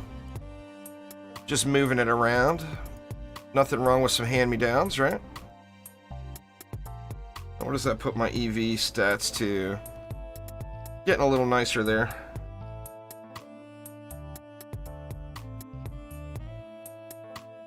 You've gone through 80 bill. I believe it. That's what it is, man. It's a hand-me-down. I don't care about saying scrote. Why would you? Why not just say goblin?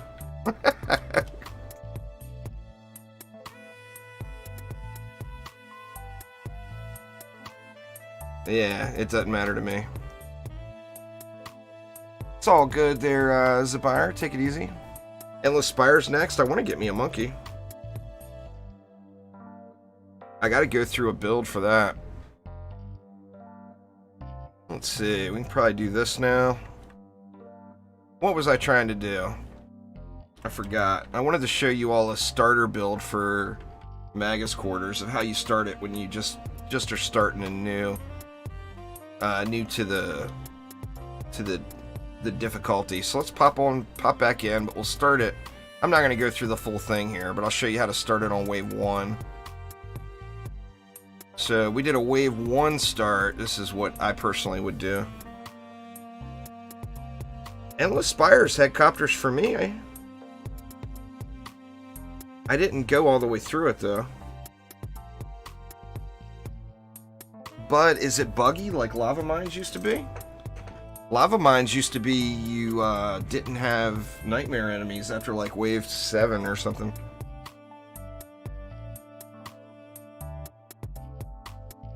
I may just have not made it far enough, but there was copter ogres at the beginning. Then again, I haven't done it since the last update. So maybe something changed. Anyway, what I would do, personally, to start this off, is just throw down your aura stack. And then drop a buff beam. You're going to be getting rid of it. Actually, I don't have enough to drop a buff beam. I need 10 more DU. So what we'll do instead is we'll deeps it up a little. Let's grab my monk. I don't need the boost pet right now. So we'll grab, say, just a dragon. And go ham. You got to 19 and there were no copters? Maybe I was not... I could have swore I saw copters. Not having copters there would be a big, big, big plus.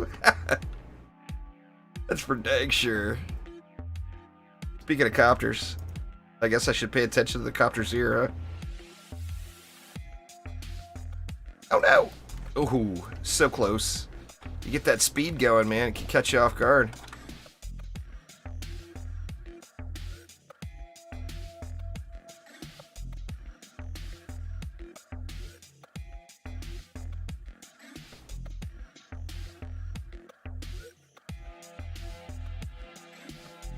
Welcome back. That makes me want to try out Endless Spires today, though. I wanted to try to get a dragon pet next, but that certainly makes me want to try out Endless Spires.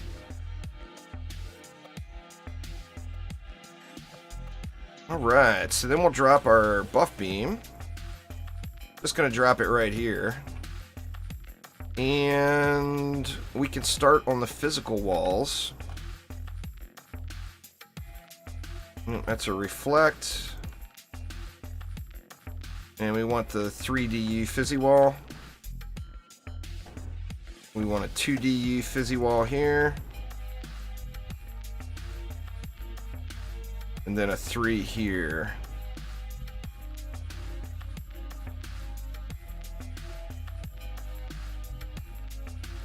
And then continue on. Oh crap! I'm not on the monk. That's alright. We won't need it. The copter ogre is going to be a problem.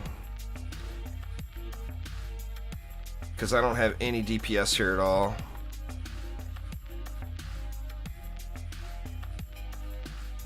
Yeah, this is not going to work. I failed. Anyway, you guys get the gist of it. Start off with auras, then go to physical walls. After physical walls, get your gas traps in. You can see we got Sharkins there. After gas traps, I would probably throw a couple of DSTs back here so you don't have to deal with the copters anymore.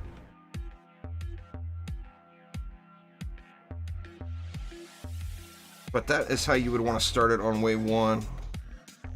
What's my favorite character? Well, my favorite character in all the Dungeon Defenders games is, without a doubt, the EV. Besides Squire. Squires, I'm not a big melee guy. Now the Squire, I like the Squire walls the best. I just think they look cool and they're meaty as hell. But I'm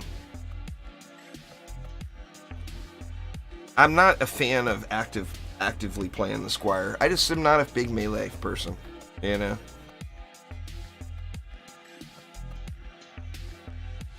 Anyway, I got time to run that one more time. I kind of do want to check out Spires now.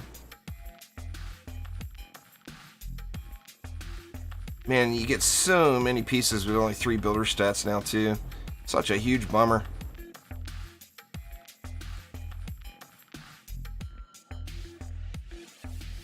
Need to go through. I went through and sold a bunch of my junk. I gotta go through and get again and clean it all out.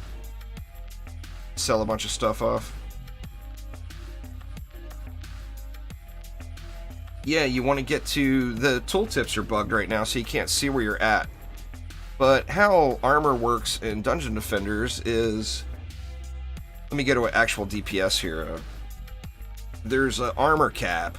The armor cap is 90%. So if you go over 90% armor, but it's not showing properly at the moment. If you go over 90% armor, you get no additional bonus for it. So basically, your builder or your set bonus is going to help as well. So basically, you want to take 2 pieces of armor to 30% and 2 pieces to 29%. And then with your builder bonus on top of that, that's going to get you to 164%. Now, why would you want 164%, you say, when the cap is 90? Well, the reason you want 164% is because the Massacre map scaler, just by loading into a Massacre map, you only get 55% of your armor value. Now, this is all from DD1. It doesn't show any of it in the game. In fact, it's not even showing the armor properly now. So you get 55% of your armor value. So 55% of 164, of course, is 90%. And that's how you'd get over the 90% armor cap. So 2 pieces with 30, 2 pieces with 29. If you want to be safe, and if you're swapping armor pieces in and out a lot, just go 30 on everything like I've been doing. Because I know these pieces are going to be replaced. I don't know which piece is going to be replaced next. So I'm actually overcapped by 2%. 2% plus the 40% set bonus, of course. So that is how armor works. You get 55% of the value with a cap of 90%. In Nightmare and Massacre, it's the same both ways. Alright, let's try it out. Let's check it out. Let's pop into some spires. To hell with it. I said I was going to just do Magus Quarters today on stream. How long have I been going? I've been going... You know what? I'll do spires tomorrow. I'm at an hour and 40 minutes now. I'll do another Magus and try to get some... maybe get another giraffe. Speaking of, let me give him that back. I wonder if I can get away with starting it higher. What do you guys think? 15 was pretty safe, right? Wonder if I'm capable of 20. 20's too far. I think I'll get rolled. Maybe 18? Let's try 18.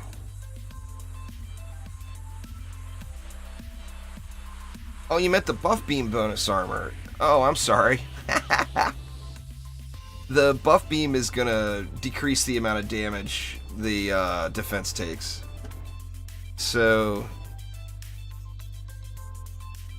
like if we look at a buff beam here, which these tooltips are probably not right. Anything hit by, you know, essentially... Now, different towers have different resistances, where like a Squire's Blockade is going to have the biggest amount of damage resistance. But it's going to reduce the damage that tower takes. So, like, if I had a Flame Burst right here, and it's buffed, that Flame Burst is going to take 34% less damage, essentially.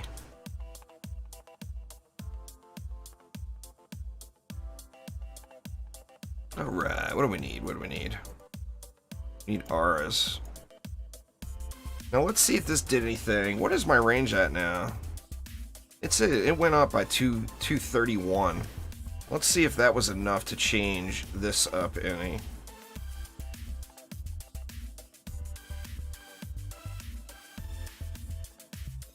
Not really. You see the difference. The difference is like minuscule.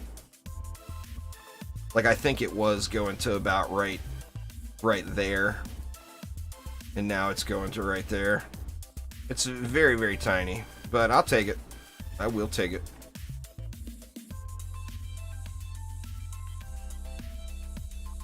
Mikey C, what's up? What's up? Alright, what else we need? We need beams.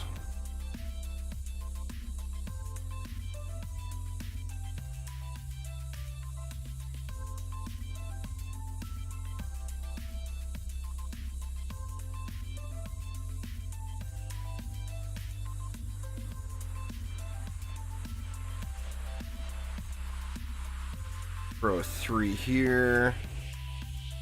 I'm curious what my limitations are now on these. Just eating? What you having there, Mikey? What's for dinner, man? Let's see, let's line them up on that line. Even though I got a little bit more range, we'll line them up on that line anyway.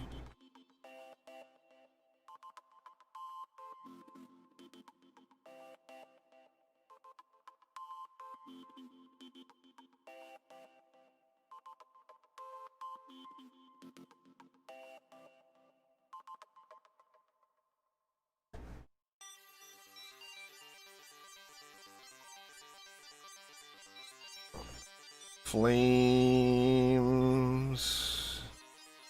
How far back can we get it? I think that's about it.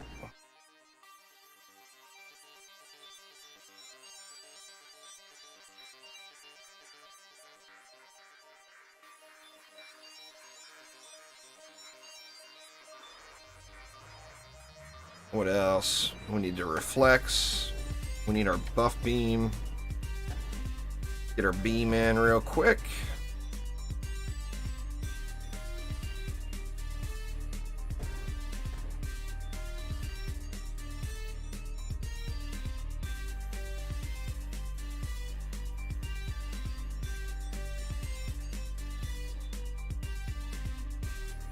Everything getting buffed? Yep. We need gas traps.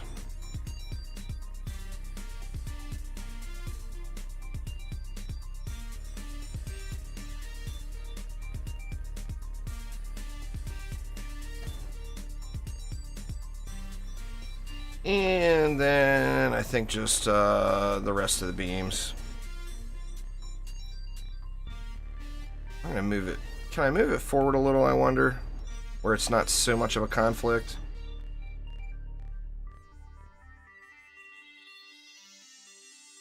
Man, that stinks. If I move it forward, it's going to be harder to hit them.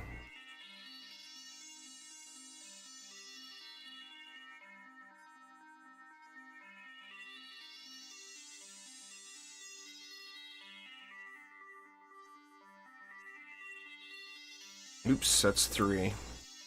2 DU, damn it.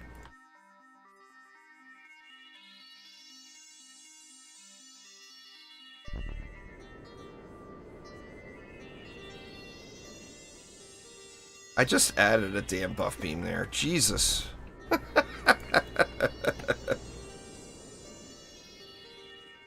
I was even looking at it at the DU. There we go.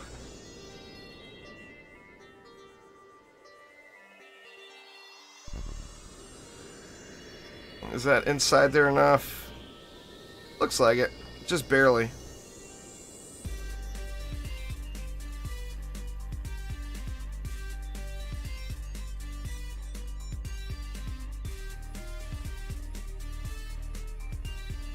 Alright, one more. We'll drop it here. This one, the only thing it's really doing is giving you a little additional siren protection. Those sirens that come up to the middle can't shoot through that gap now. I don't think a spider or anything would throw at the core from there. The derp is real. Hey, I've never claimed to be derp free. What do we need? We need a boosty boy. I want to try to reduce the amount of pole arms I'm getting here a little. Well, you know what? Let's just go for the free XP. It's not much, but it's something. Alright, and then dump everything into the buff beam. That leaves us a nice chunk. Let's hit one on each of the walls, just in case.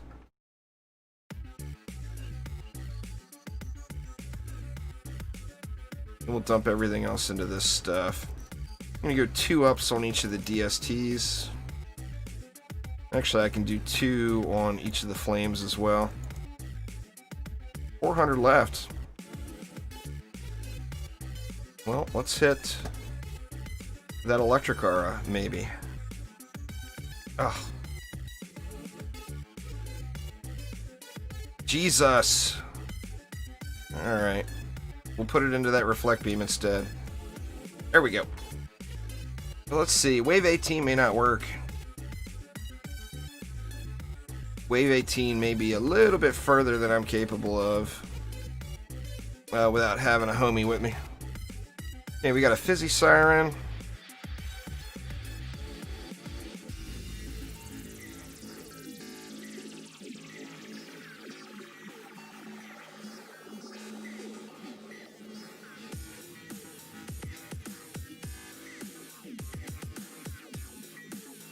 What's going on there, Chaos? How you doing?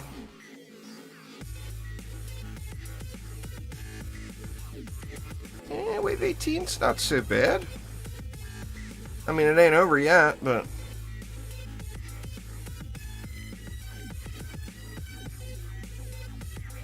I mean, obviously, the higher you start it, the better off you are. Now I'm curious if I could do a wave 20 start, because this was going really smooth.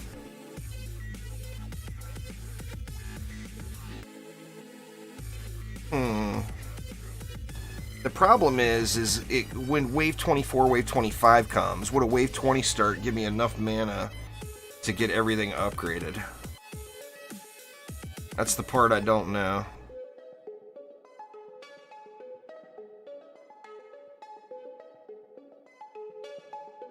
Nice, grats there, Clash. That's awesome.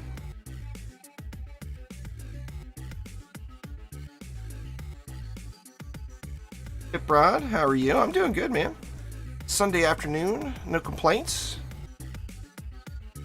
I'm gonna grill up some burgers after the stream. I got the burgers all ready to go. I just gotta throw them on the grill. That's gonna be yummy.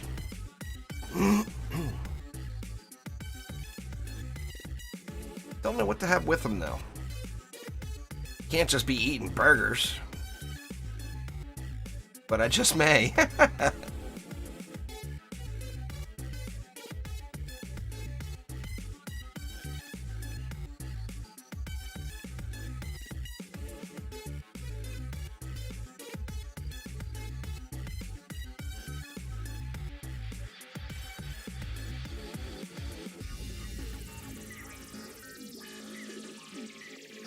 Lost track of time these past few days. It happens. It happens.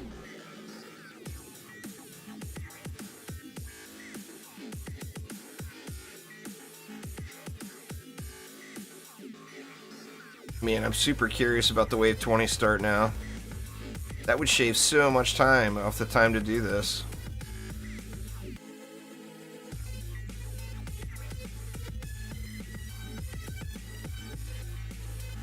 Oh, well, it's gonna have bacon, Sacred Cow. I think that goes without saying. Gots to have y'all bacon, man.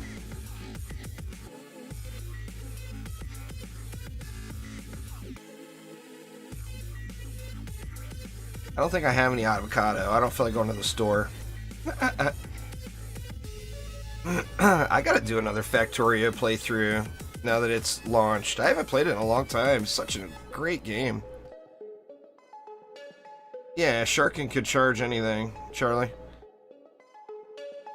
That's why it's so important to kill the gas sirens, is because they'll make any Sharkins in that lane immune to your gas traps. The only thing that stops a Sharkin is stun. So, a gas trap or the EV stun beam. But the stun beam, the problem is they may make it through it. It's because the area of effect is so small. But yeah, the natural counter to Sharkin is gas traps, though. But yeah, they can charge anything.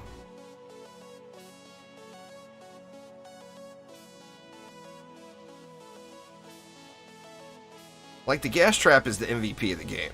There's no doubt. If we didn't have gas traps, it would be an entirely different game. Big time MVP. Oh, there's a good oh, I thought I had an angle. Yeah, there's a good angle. I'm going to go ahead and upgrade that all the way.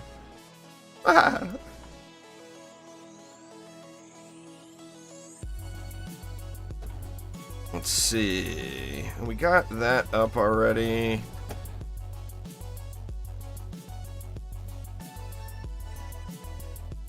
Yeah, I think that's good. My Industry was super good too. Video Maniac, no doubt. That was a really good game.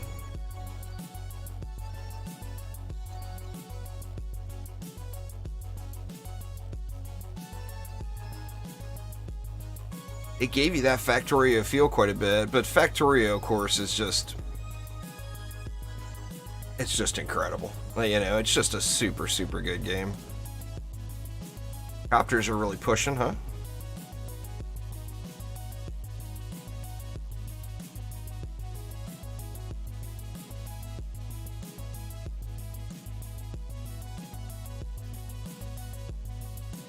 That's the downside of not having the upgrades in right there. The copters, I think.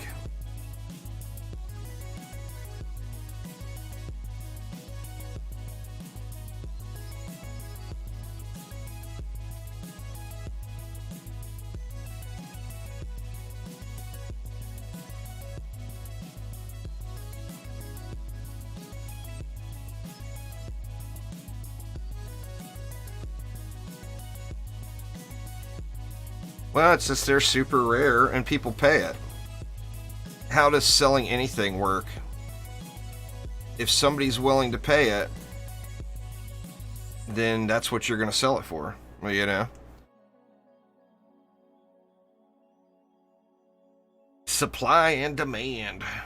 Luckily, the demand is low. If the supply starts going up, the price of them should go down.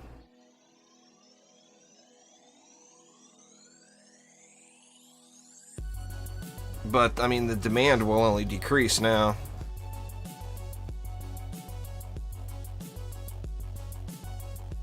I don't think it ever went that high, but it definitely went up to like 60 million, maybe 100 on Xbox. I know Xbox had kind of wonky markets for a while with things being really, really overpriced. But PC, it was never quite that high.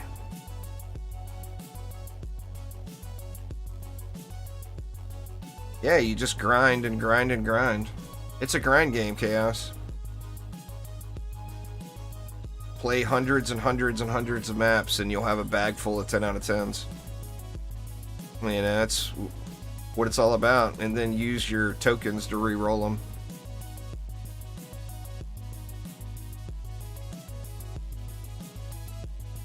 I mean, nobody ever accused a Dungeon Defenders game of not being grindy, though.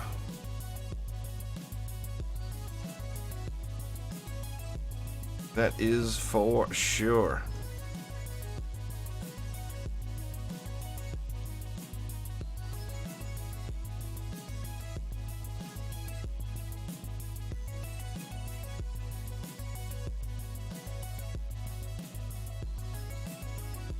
Tokens come from the Drakenfrost maps and Onslaught. You'll get them from doing Onslaught, or you'll get them from the Drakenfrost maps.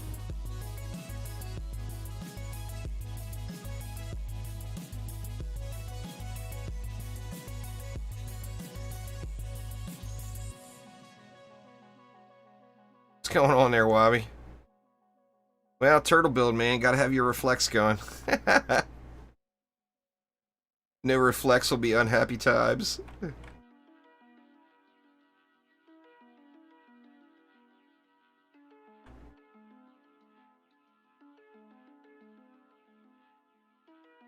Got the Chaos 7 for your first time? Very nice. That's awesome.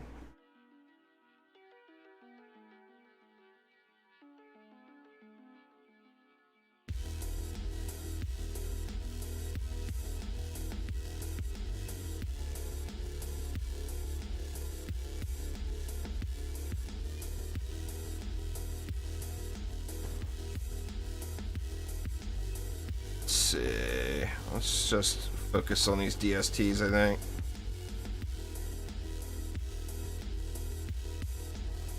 And we'll hit these two, why not?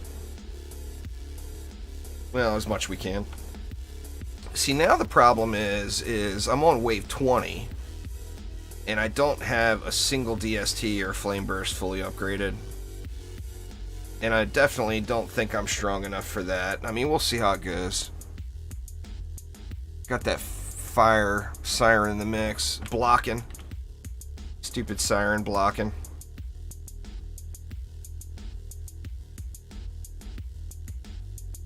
Alchemical Labs you'll have an easier time with than Ramparts for sure. Wabby. Other than the boss. The boss is the only challenge on that map, really. I mean, the biggest challenge on that map.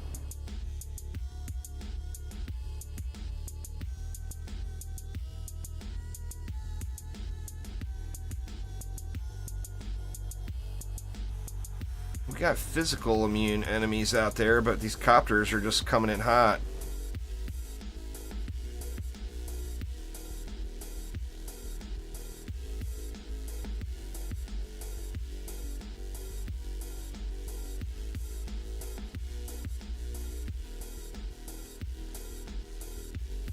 The reflect beam could potentially go down.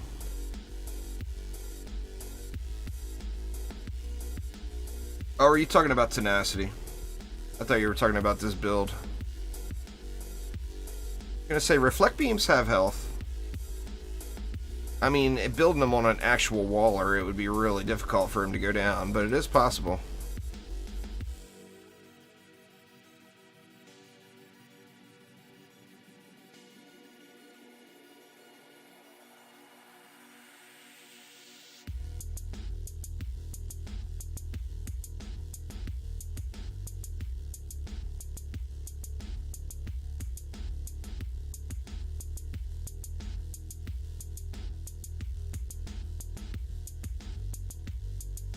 Wave 20 wasn't too bad.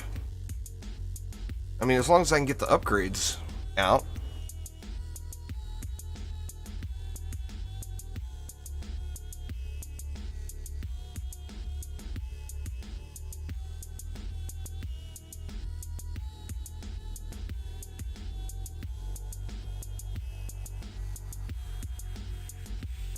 Maybe I get another giraffe. I mean, I wish I was strong enough to do like wave 23 starts and just do giraffe runs on this, because I'm at the point now, I mean, I could get a piece that's going to be an upgrade right now on wave 20, but it'll be such a small upgrade. Is it going to be worth sinking $1 billion gold into? You know, the good stuff is going to be in the last wave, or the last few waves, or the highest chance of the good stuff anyway. I don't have that RNG luck like people have getting those godly giraffes on Ancient Mines. I couldn't believe that thing, man. It was ridiculous. It was like 700 plus all 4 builder stats. Like, damn.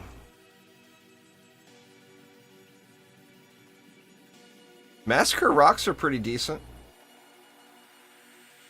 But it's something that you're going to end up replacing for the quality of life. Just because that slow just sucks.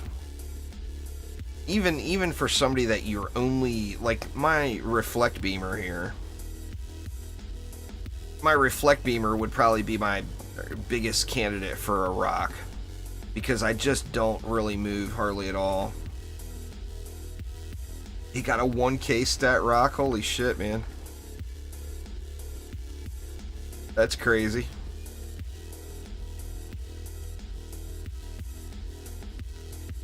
See, I don't have that sort of luck. The rocks, I've gotten a bunch of rocks, but crap, let me upgrade instead of repair. I got a bunch of rocks, but they're all like trashed here compared to that.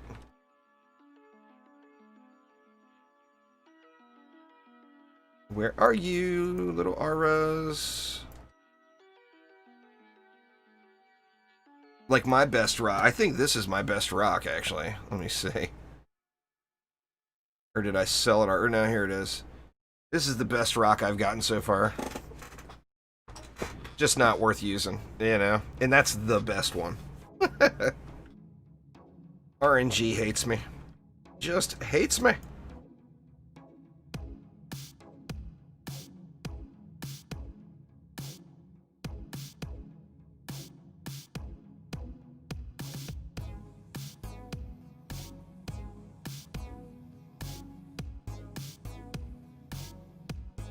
Let's see. We'll call it good there. I'm really worried not having this stuff full upped. I mean, we're getting to the point where it's going to be all about what sirens I get. I mean, I've got off pretty easy with the starting sirens here, having one physical and one fire. But look at those ogres, man. They are coming in. Holy crap.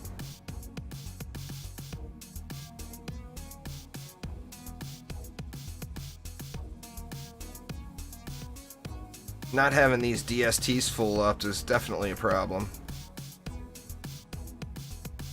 Shoot, man. We got a poison siren here. I'm going to have to ignore the physical siren to get some of these copters and ogres thinned.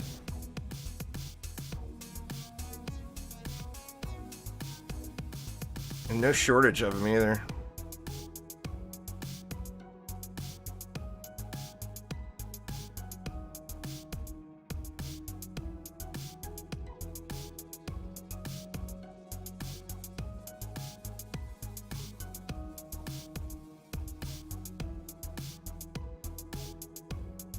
There's a fizzy siren in there, but the fire siren is blocking. And I'm not going to run out there and get wrecked.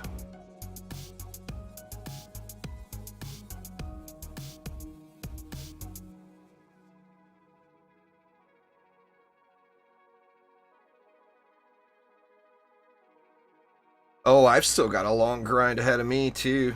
Remember, this is all low-tier stuff. You know, you start breaking into Act 3, and you'll start getting the best potential type group. But it's going to be all about the Glitterhelm farm. So you got to get to a point where you can beat Glitterhelm. The front wall went down. Yeah, it did. I'll just spray down the rest of them. I think it'll be alright. As long as I keep spraying.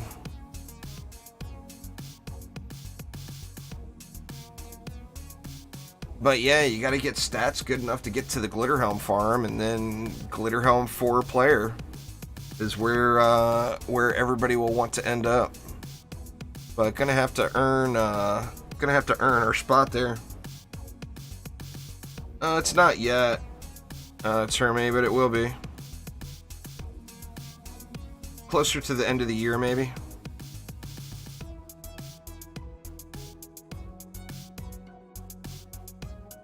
That was just a lot of ogres sitting there, and I was... See, now is where you run into the struggle. You start losing stuff, you're losing all that upgrade mana you put into it too. And can you get caught back up is the thing. So I think as far as a safe start, Wave 18 for me personally probably is a touch too high.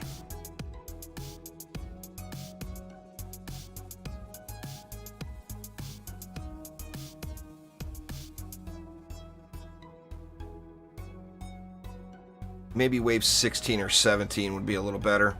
Give me an extra couple of waves to get upgrades in before everything gets too crazy. What's going on there, Arlen? How you doing?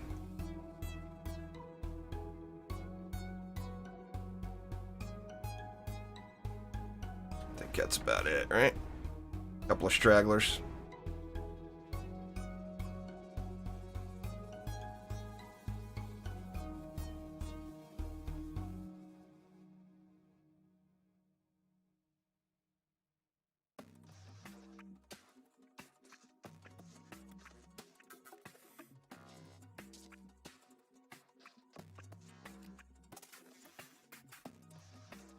Upgrade that all the way. That's a lot of the...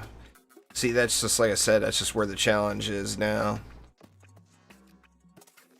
Because now I don't have enough mana to get my DSTs and Flame Burst jacked all up. I'll be able to get one of them, maybe two of them.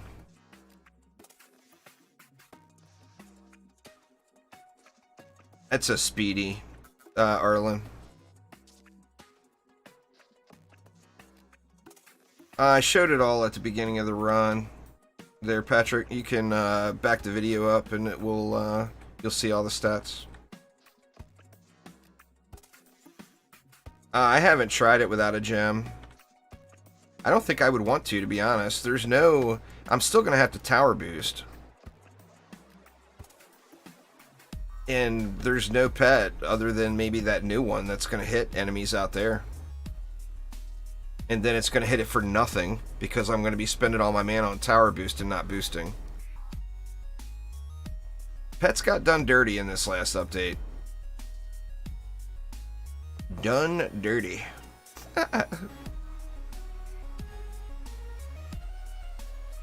They're not supposed to go from useless to powerful, you know? I'm not strong enough for you to join me, Little'em.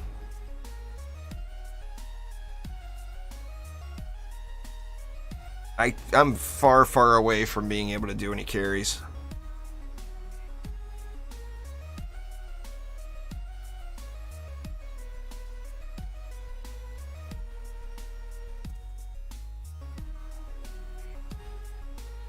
I mean, it's going to be a struggle just to complete this with the Wave 18 start, I think. I'll have to see if I lose the walls again.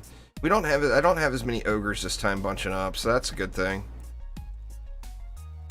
Getting lucky on the sirens. Yeah, getting very lucky on the sirens.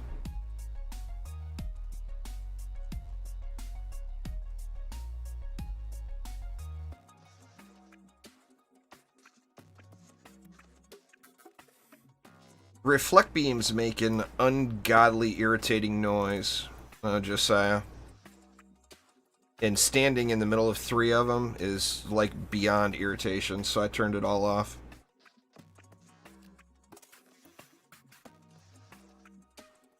Just the background music. It's just a really quiet song right now.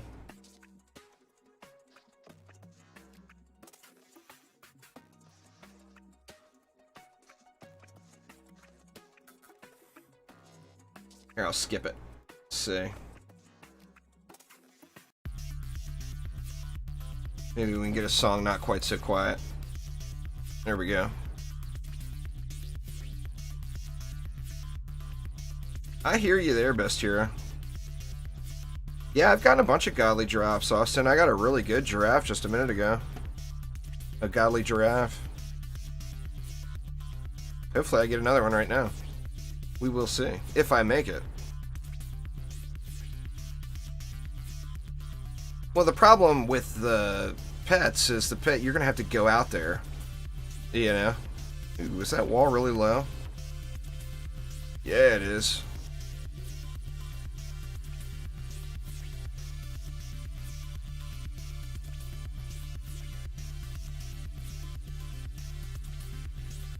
I think that's good enough to get me through.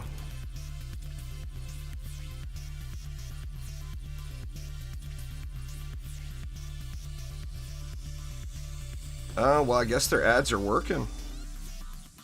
I see a ton of those ads too. They spend a buttload of money on marketing for sure. I've never played it. Is it any good? They definitely have a big marketing budget.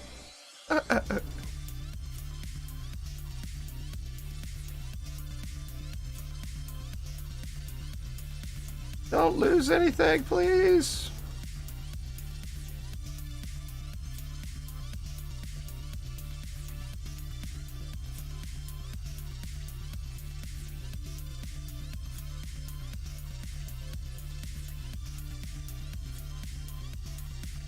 Level up. We got levels.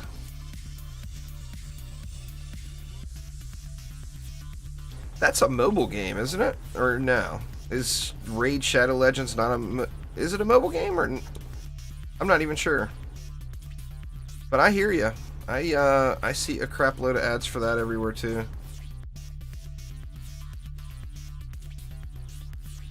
Alright, gonna have to hit these walls.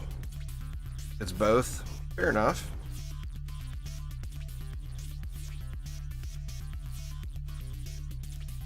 Alright, I can get one more thing back here maxed. Guess that DST is it.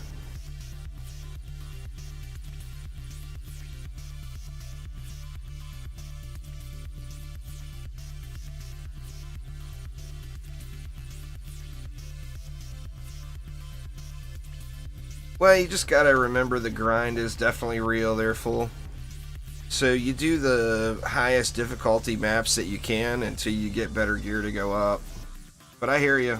It's a crazy grind. I mean, all Dungeon Defenders games are, you know.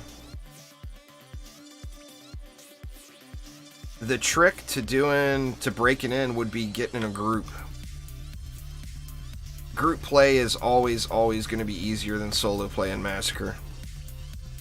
So get yourself into a group, and that will make the experience much more gentle.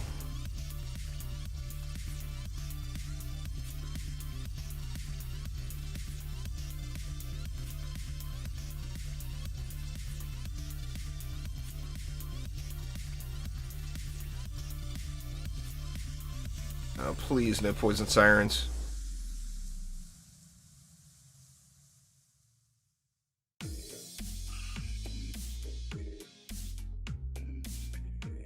Jesus, man, the copters are real here.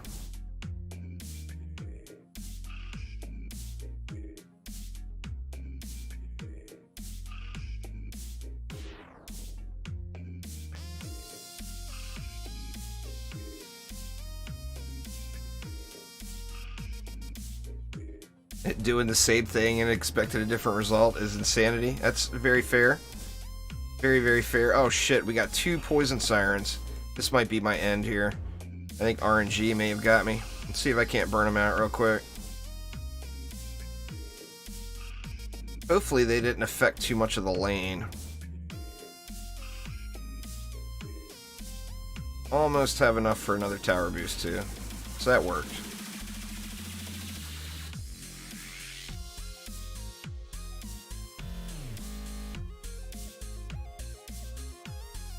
I think the beginning of most games is the most fun, personally. Once you get to end game, in most games, it just becomes doing exactly that, doing the same thing over and over again, waiting to get your drops or whatever. It's always fun feeling your progression. You know, it's fun to just play the next map and feel like you progressed. And through most games, like your first playthrough or the start of that is when you get that feeling the most.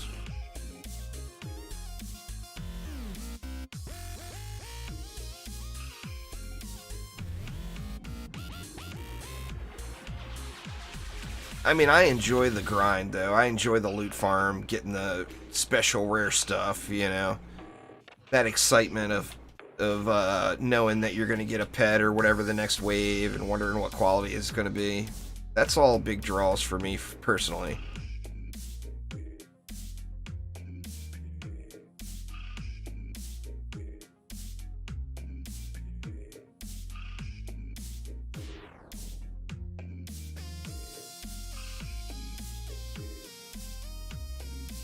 Well, Warframe's different too, just how that game developed. And it's so old, yet they still keep doing new major content updates and everything. I'm excited for the next Warframe update. It looks really good. I got rhinos, mirages, and chromas all ready to sacrifice to the helmet. I wonder how much grind it's going to be for materials before he can sacrifice anything.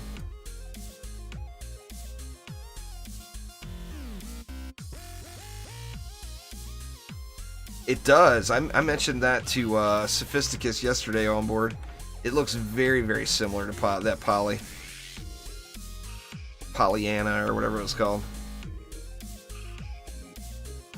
It's 90%, but you don't see that value. 90% is the cap through the whole game.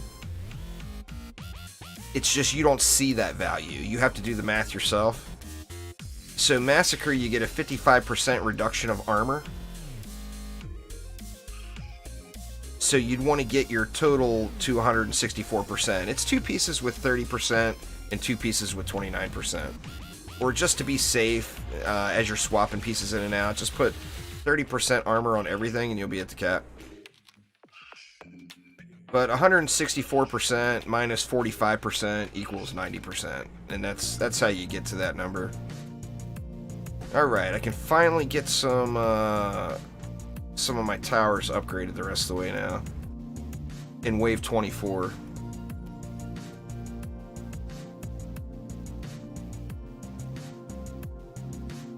I don't know. It may have changed.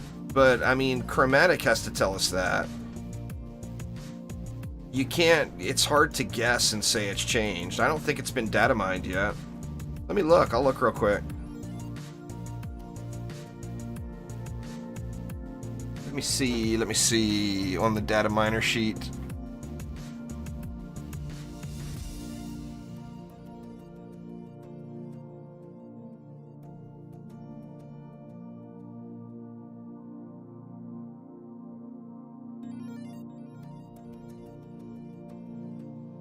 No, it's still 55%. So, I mean, if they changed it from 90 to 75, we don't know if they don't tell us. The Massacre and Nightmare armor reduction is still 55, or it's a 45% reduction. You get 55% of your value. So, I mean, that's something that Chromatic is going to have to clear up. I mean, we can guess that the tooltips are right and that it is reduced. But when's the last time there's been a tooltip that was right in a Dungeon Defenders game? That's the only thing that makes me think that it's still 90. I mean, it very well may be 75% now. But unless Chromatic clears that up for us, we will never know.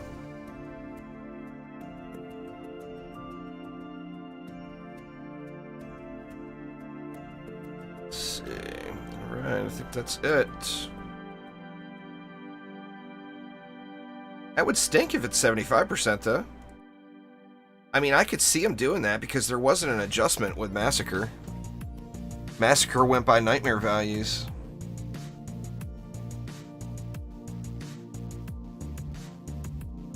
Well, that's not something they'd answer on stream, I don't think, unless Lalta is there. Or, really, I think Lalta would have to be there. Which he's been there a lot lately.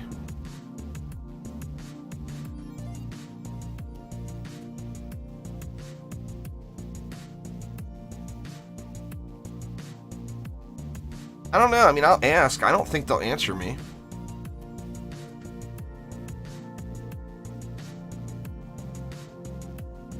I mean, I'll ask, and if they do answer and confirm it, I'll definitely post it up, you know? But you gotta remember, me asking them something is the same as anybody else asking them something. I'm just another guy that plays the game, you know? I got a poison siren coming, but I want to get these ogres out. I don't like not having everything upgraded yet. Being wave 24 and all.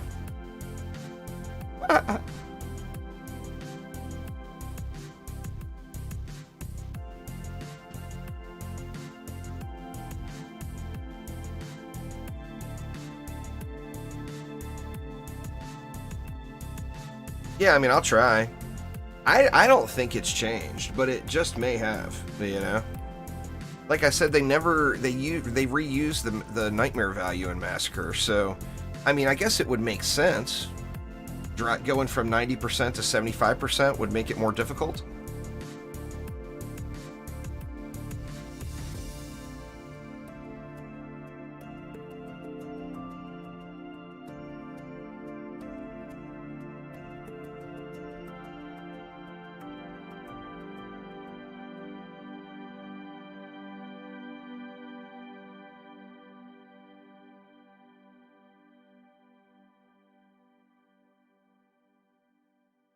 Man, I didn't think that was going to hold through the start of the wave, but seems like it's working out.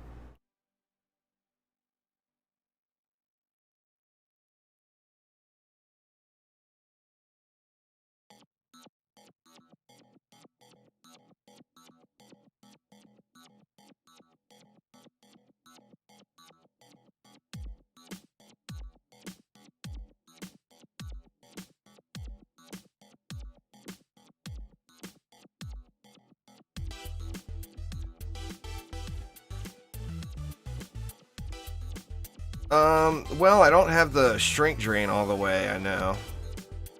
And I don't have... Do I have all the flame burst subs? Oh, I do now. All the DSTs? Oh, hell, I might be alright then.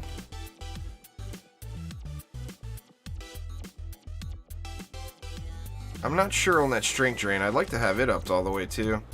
Boy, how awesome would that... People talk about this streamer luck thing. How awesome would that be to get another godly giraffe 2 in a row like that? Wouldn't that be crazy? Did I just jinx the shit out of it and there's just no chance it'll happen?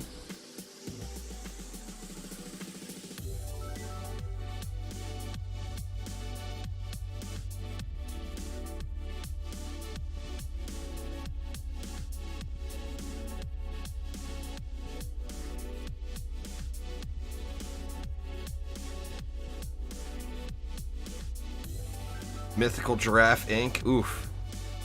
Legendary, even better. If I'm gonna get a crap tier giraffe, give me a crap tier giraffe. Or yeah, I guess everything... Well, the strength drain was not up all the way. The ensnare's not that big of a deal. I mean, it does get a value increase by upgrading it, but it's not like gonna make or break it. These reflex healthy. The reflex need to get a bar on them like blockades have. It's too hard, particularly during the wave. It's way too difficult to identify.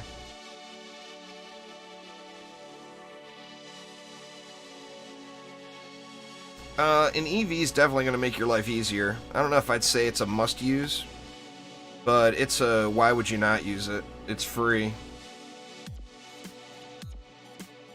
It's barely, Tyson. Just barely. Like, if you look at the data mine information, Alchemical Labs and Magus are super, super close in loot. What's going on, Theta?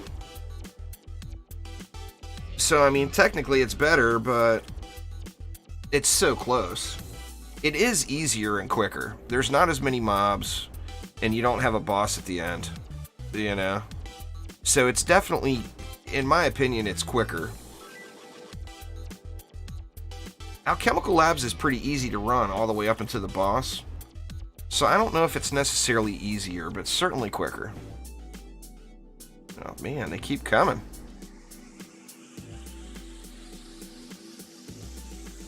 What do we got? We got a fizzy over here. Just go ahead and boost it out here and kill this one.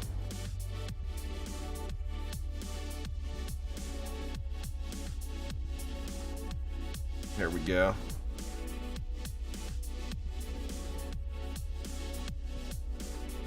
You use the pole arm from the Ancient Dragon in Summit Ends.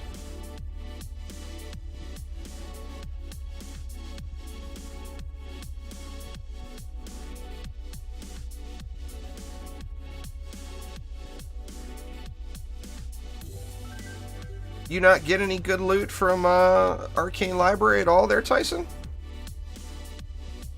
I mean, RNG is RNG, and it doesn't like any of us.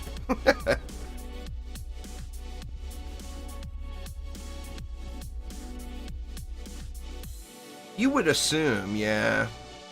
I mean, like I said, I've seen the best godly giraffe that I've seen so far, besides the dude that cheesed Glitterhelm. I'm assuming he cheesed it. I don't want to accuse. But besides the guy that did Glitterhelm, he's got the best giraffe I've ever seen. But the second best giraffe I've ever seen came from Ancient Mines. So, RNG, you know? RNG is not our friend, no matter what kind of bullshit story they tell us. RNG hates us all.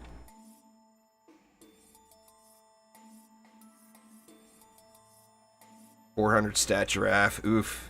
I know all about 400 stat giraffes. I've got, like, way too many of them still sitting in my inventory that I haven't sold off yet. I know all about those. So I feel you there, man.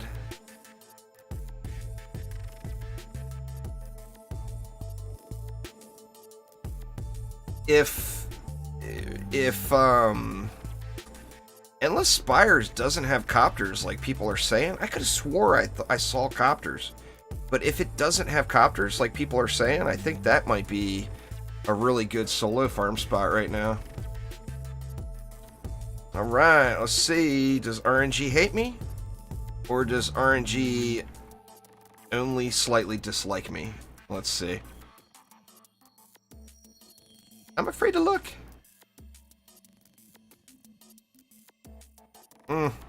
RNG hates me. Should have known. Boo. Boo. Defense power, defense rate. All 4 stats are important. Obviously, if it's your waller, all that matters is fortify. Like, in DD1, you ignored range. But watch, we'll do a little experiment here. This is my waller, right? So if you look, we got 12.94% bonus range. Now, if I take all of his points out of fortify and put them into range, and then look, barely a gain. So range is definitely on the small side. Still on the small side of it as a priority, but you do get something out of it. So as far as just like a general use buff beam, or as far as just the buff beam goes, I personally would go power, then rate, power, rate, range, and health. And then on your waller, of course, it's all health.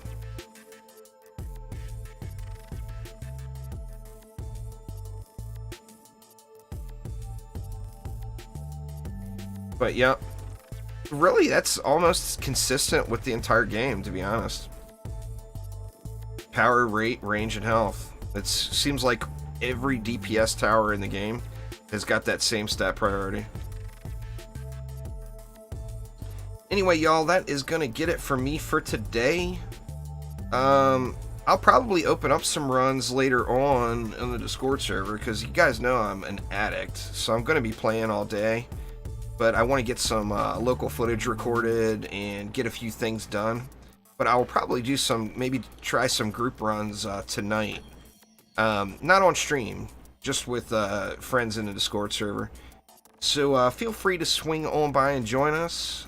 Tomorrow, going to be doing a Casters Guild stream. The first ever, well, not the first ever, because we did do them in DD2. We just didn't get the full group. But this will be the first time since, I want to say, probably 5 or 6 years that there's been a full group of Casters Guild members playing together on stream. And that will be tomorrow at 6 p.m. Eastern, 3 p.m. Pacific. But anyway, thanks a ton, everybody. Hopefully everyone's having an absolutely wonderful evening or afternoon, whatever it is for you. And I will see you all soon. Take it easy.